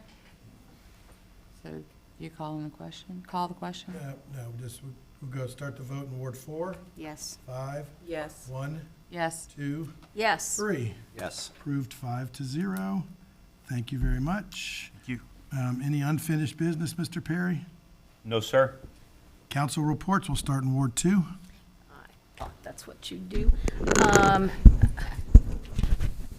I would like to thank the police department because I feel like recently I've gotten a lot of calls from citizens asking for help and for service. And as far as I know, they've gotten that help and service that they ask for because they always say thank you so much. And so I'm just passing it on in case they didn't pass it on to the officers that were helpful to them. Want to remind everyone that the Bradenton Women's Club is going to be doing a fundraiser on October the 4th at 6 p.m. And the project that they're doing is they are wanting to raise funds to send 10 women veterans on an honor flight to Washington, D.C., which I think is a really neat thing that they want to do. And I have bought my tickets, and I encourage you to buy yours as well. Want to let the neighborhood know around Lewis Park, you're going to see an area where there's some stakes that have been put into the ground. That is the beginning of the butterfly garden. We're not tearing anything else up. We're just putting a butterfly garden in at the request of, and also have some of the students from St. Stephen's Episcopal School helping with that. So if you see stakes in the ground at Lewis Park, that's what it is. Also, looking forward to getting the Riverview Boulevard project started. We recently shared with the neighbors along Riverview Boulevard some issues with that project, but I hope that we're going to be getting it restarted sooner than later. And also want to give my congratulations to Dennis Williams. He is going to be retiring from our fire department after 43-plus years of good service. So, Chief, if you'll let him know that he was talked about in this meeting, but in a good way. I sure will.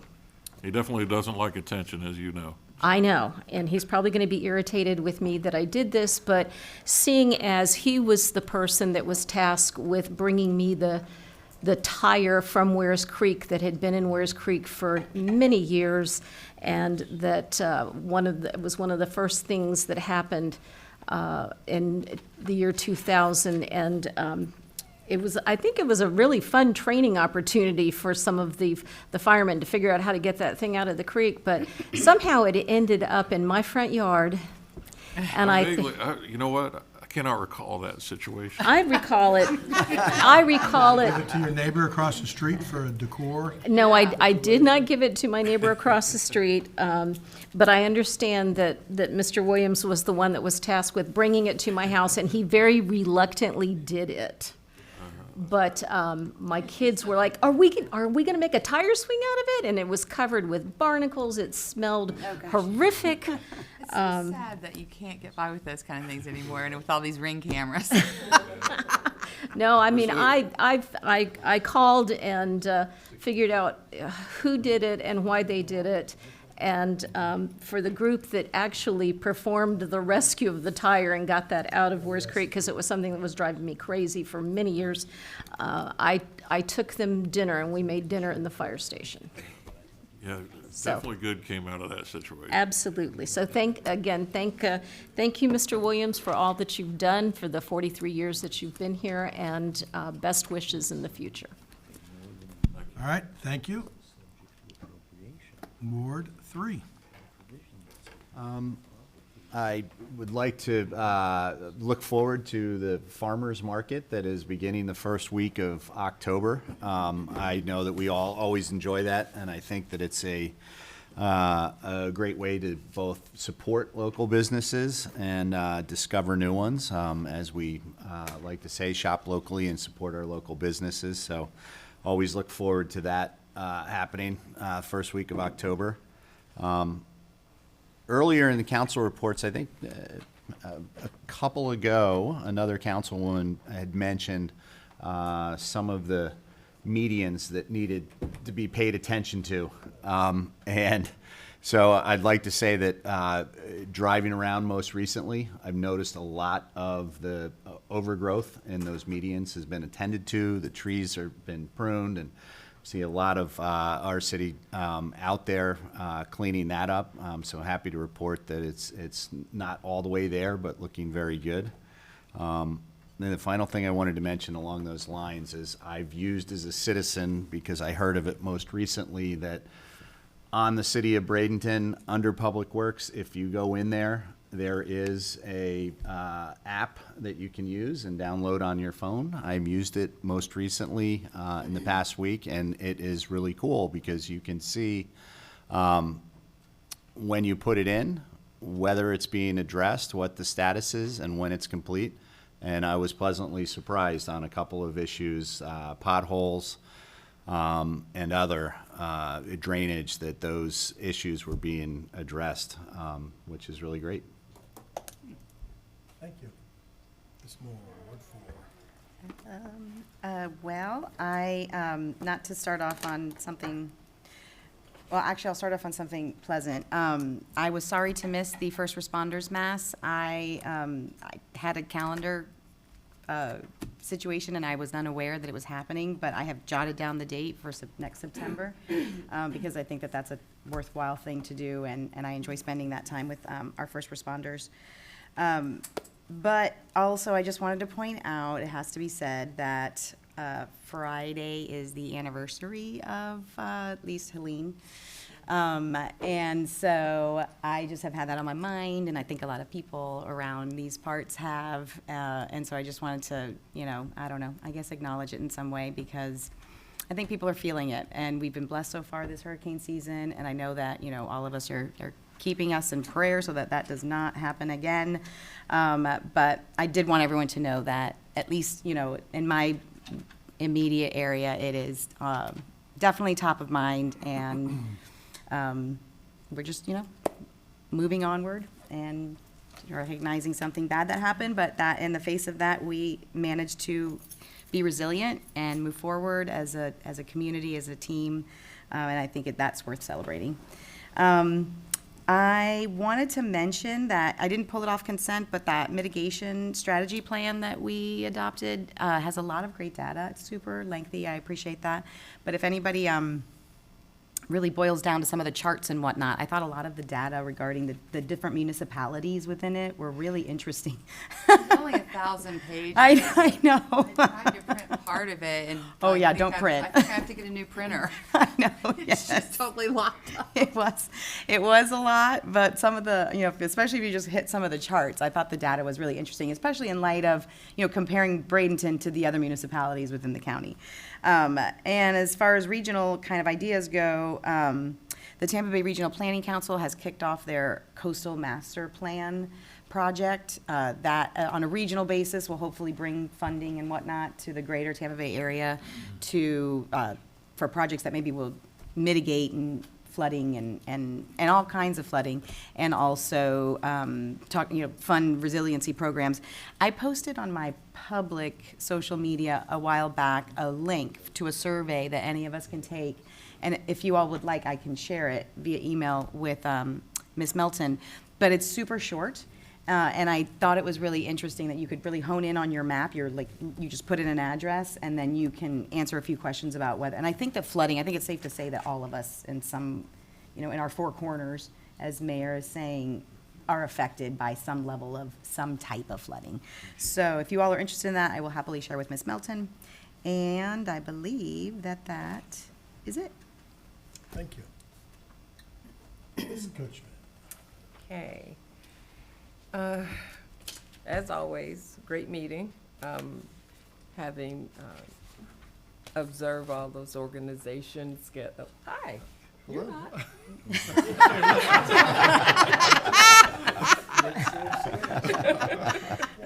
Captain Staley. Switcheroo. ADD.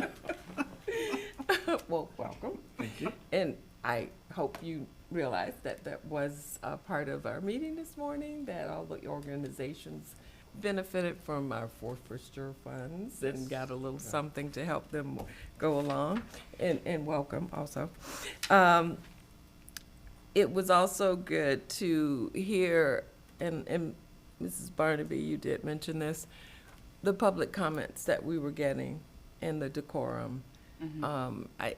I think I may have heard one kind of insult when somebody was calling a narcissist or something. But other than that, everybody, I felt, worded things appropriately, and we were able to hear what they were saying as opposed to feeling what they were saying. I guess what I'm trying to say. As far as Ward 5, there's some good infrastructure things going on. Some years back, I was told that there was going to be a project to put sidewalks around the Manatee Elementary school, places where sidewalks did not exist. And so it's really going to be safety for Manatee L. And it just kind of goes along with, thank goodness we did not end our speed camera process, because there weren't even sidewalks where they should have been to make it a little safer. So it was great that we kind of mitigated at least the speed and reduced the possibility of someone getting hurt. So great things are going to be going around Manatee L. Within the past 2 weeks, I've gotten some of those calls as usual, garbage not being picked up. So I'm definitely looking forward to us being able to, confirm whether the garbage was there or not. I've also had a few calls about speeding throughout the neighborhoods or neighborhood streets. And I just wanted to ask, I know the county did away with their cameras at their school zones. Can we put those in the neighborhood in different areas? It was kind of, joking but serious at the same time, because I feel like since we can't do speed bumps, if there was some way we could mitigate and get people to be conscious of how fast they're going in neighborhood streets, So, I don't know. What you're going to find, though, is a lot of the neighbors are gonna get tickets. when Right, that well, happens, and rightly and then so. they should slow down. I'm not against stuff I like mean, that. I don't think it really If you're matters. talking about cameras, I don't, bringing red light cameras back. red lights? Yeah, for Now, I saving wasn't even people. going there, but. But it's the new technology saves lives. Absolutely, and I don't think it matters who is doing the misdeed, whoever you are, neighbor, hopefully not me, no, or someone just passing through to avoid traffic. It doesn't matter. It's just Because a if way. a child gets hit and killed, Exactly. you can't change that back. Exactly. It's just a way to make us more conscious, because a lot of times I don't think people realize it. Not breaking the law, you won't get a ticket. Right, right. But I just threw that out there, that's all, because it seems like we have nothing else to mitigate the speeding. You can't have a police officer there 24/7. Absolutely not. I wouldn't do that to our officers, to sit and be bored like that. But anyway, so all good things are going on, and definitely in terms of the water treatment stuff we're doing, a lot of it is happening in Ward 5, and it's just, I don't look at it as a Ward 5 thing. I look at it as a city thing, obviously, but it is great to see that Ward 5 is definitely alive. And just hats off to all that staff is doing. Oh, and I want to say I'm happy that Ms. Amick came forward to talk about the Bradenton Housing Authority. They really are trying to move in the right direction, in an upward direction, and it's great to even be their liaison to hear, I'm trying to get this to stop, to hear that, all of that progress is going, and affordable housing is so needed throughout the city. Different levels of it, because some people think of affordable housing as low, and anyway, whatever is affordable for particular areas, it's important that it exists because people are in need. And I made a comment already about the discussion about VODA. It's just great to be on this council, because the problems that we are facing throughout the city, the causeway, VODA, flooding, lift stations, the fact that we are working hard and working together to face it and fix it. It's just great being up here right now. Thank you. That's it. Ms. Coker. Again, we mentioned earlier, Councilwoman Barnaby did such a beautiful prayer, but it's been a really rough week. The recent violence over the assassination of Charlie Kirk has just I will go to the mat for everybody's free speech, but we also have to be accountable for our words, and we need to have kindness, and but we need to respect people's free speech. And I'm very concerned about just some of the rhetoric and some of the social media. I tell you, as much good that can come from it, there's some really bad. And I'm not sure what our next generation is learning through all this. But I guess my overall comment is to just be kind, try to practice kindness. The causeway, I wanted to give BPD feedback. I'm sorry Josh missed it. But I got a call from some of the residents that came and complained about the noise. And they definitely have had improvements. So we appreciate all that.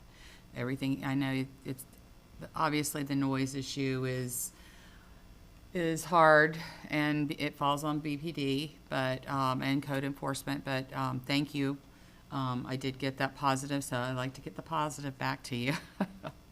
And also, I don't know if we've publicly thanked, but with all this surrounding with the horses, I want to thank the horse companies for trying to work with us to resolve this, and they care about this is their community too. That a lot of these people are lifelong residents, and I want to thank them for cooperating and working with us as well.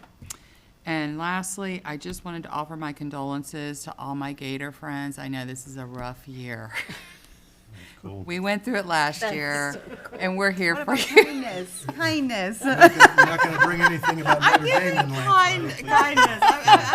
Notre Dame, Clemson. You have something to say about the national champions? Well, maybe there's a comment. Hey, Yeah, that's how many all. basketball championships have you won? Oh gosh, okay. Basketball I'm just school being that you trying to brought up. offer kindness. I don't think anybody needs sunscreen with all that shade that was just thrown. No, I think moving forward, I mean, obviously, we can hear out there what, and, you know, and all of your reports and how we're moving forward with a lot of things. And again, it just started, as Ms. Moore said, the four corners of areas. But really, when I think about collaboration with our community, our four corners are inside the city limits. And when somebody asked me that question, well, where are they? I said, your guess is as good as anybody else's, depending where you're driving. garbage can. Yeah, look at the garbage can. But we talk about all of that, and we see some of the things that are happening. You see the police station, you see the grand opening we're going to have at the fire station out on Manatee Avenue in October, but you don't see all the other stuff, and that's where the staff, look at everybody in the room and everybody that's out there, is really working day to day, getting everything done while getting through the budget time right now, because that's part of the time of the year we're at. But things are working well. We're going to continue to spread the positive news of what we're doing. Unfortunately, some of it has to articulate into the negative that's out there, but we're going to try to show that, and the science is the science. We've got to go through it.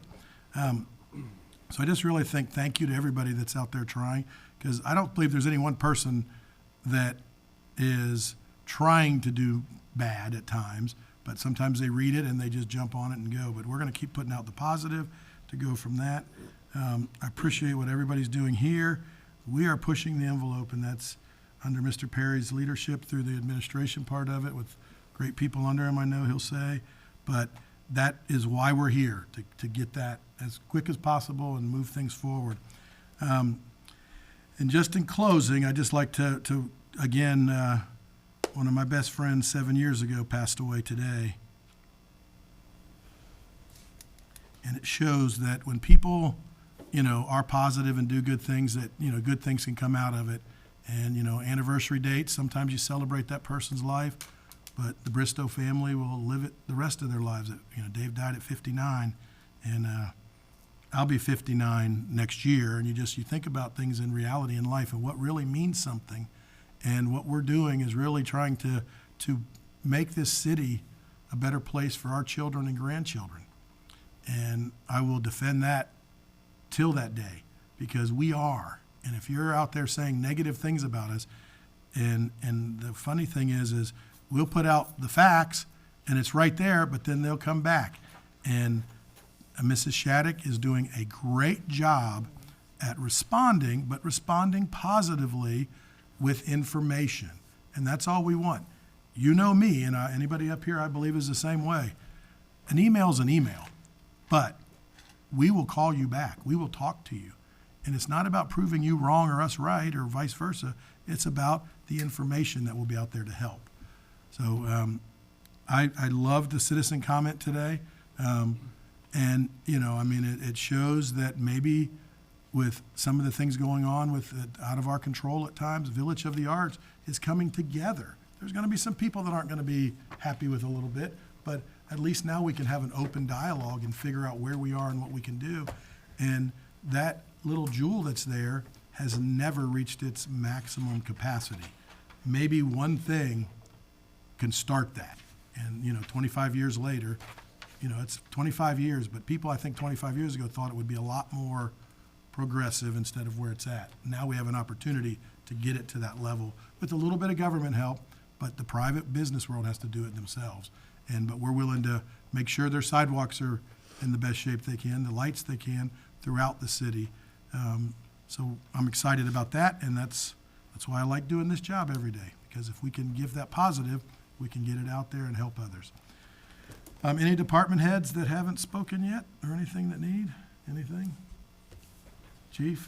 I was just gonna say, I don't know if we touched on tomorrow's gonna be a come and go from 1 to 3 for Dennis at the fire station. Yes. Fire Station 1. All are welcome. And just, Mayor, as we're on fire, if Tiffany or Chief want to announce the dates for the grand opening, I was hoping to bring a bulletin. So October 22nd, I can't remember the exact times for the grand opening in the morning, 10 a.m. And then in the evening, I think we're still, was it 5:30 is going to be the Community open house. house. Yep. So kind of 2 events one day, but we're looking to do it all on the 22nd. I don't know if we got that to council, but if we haven't. you might- Yeah, no, we did. I'm Okay. super excited. Yep. 5:30 and. All right. If there's nothing else for the good of the order, we'll be adjourned. Awesome. Anybody else going out to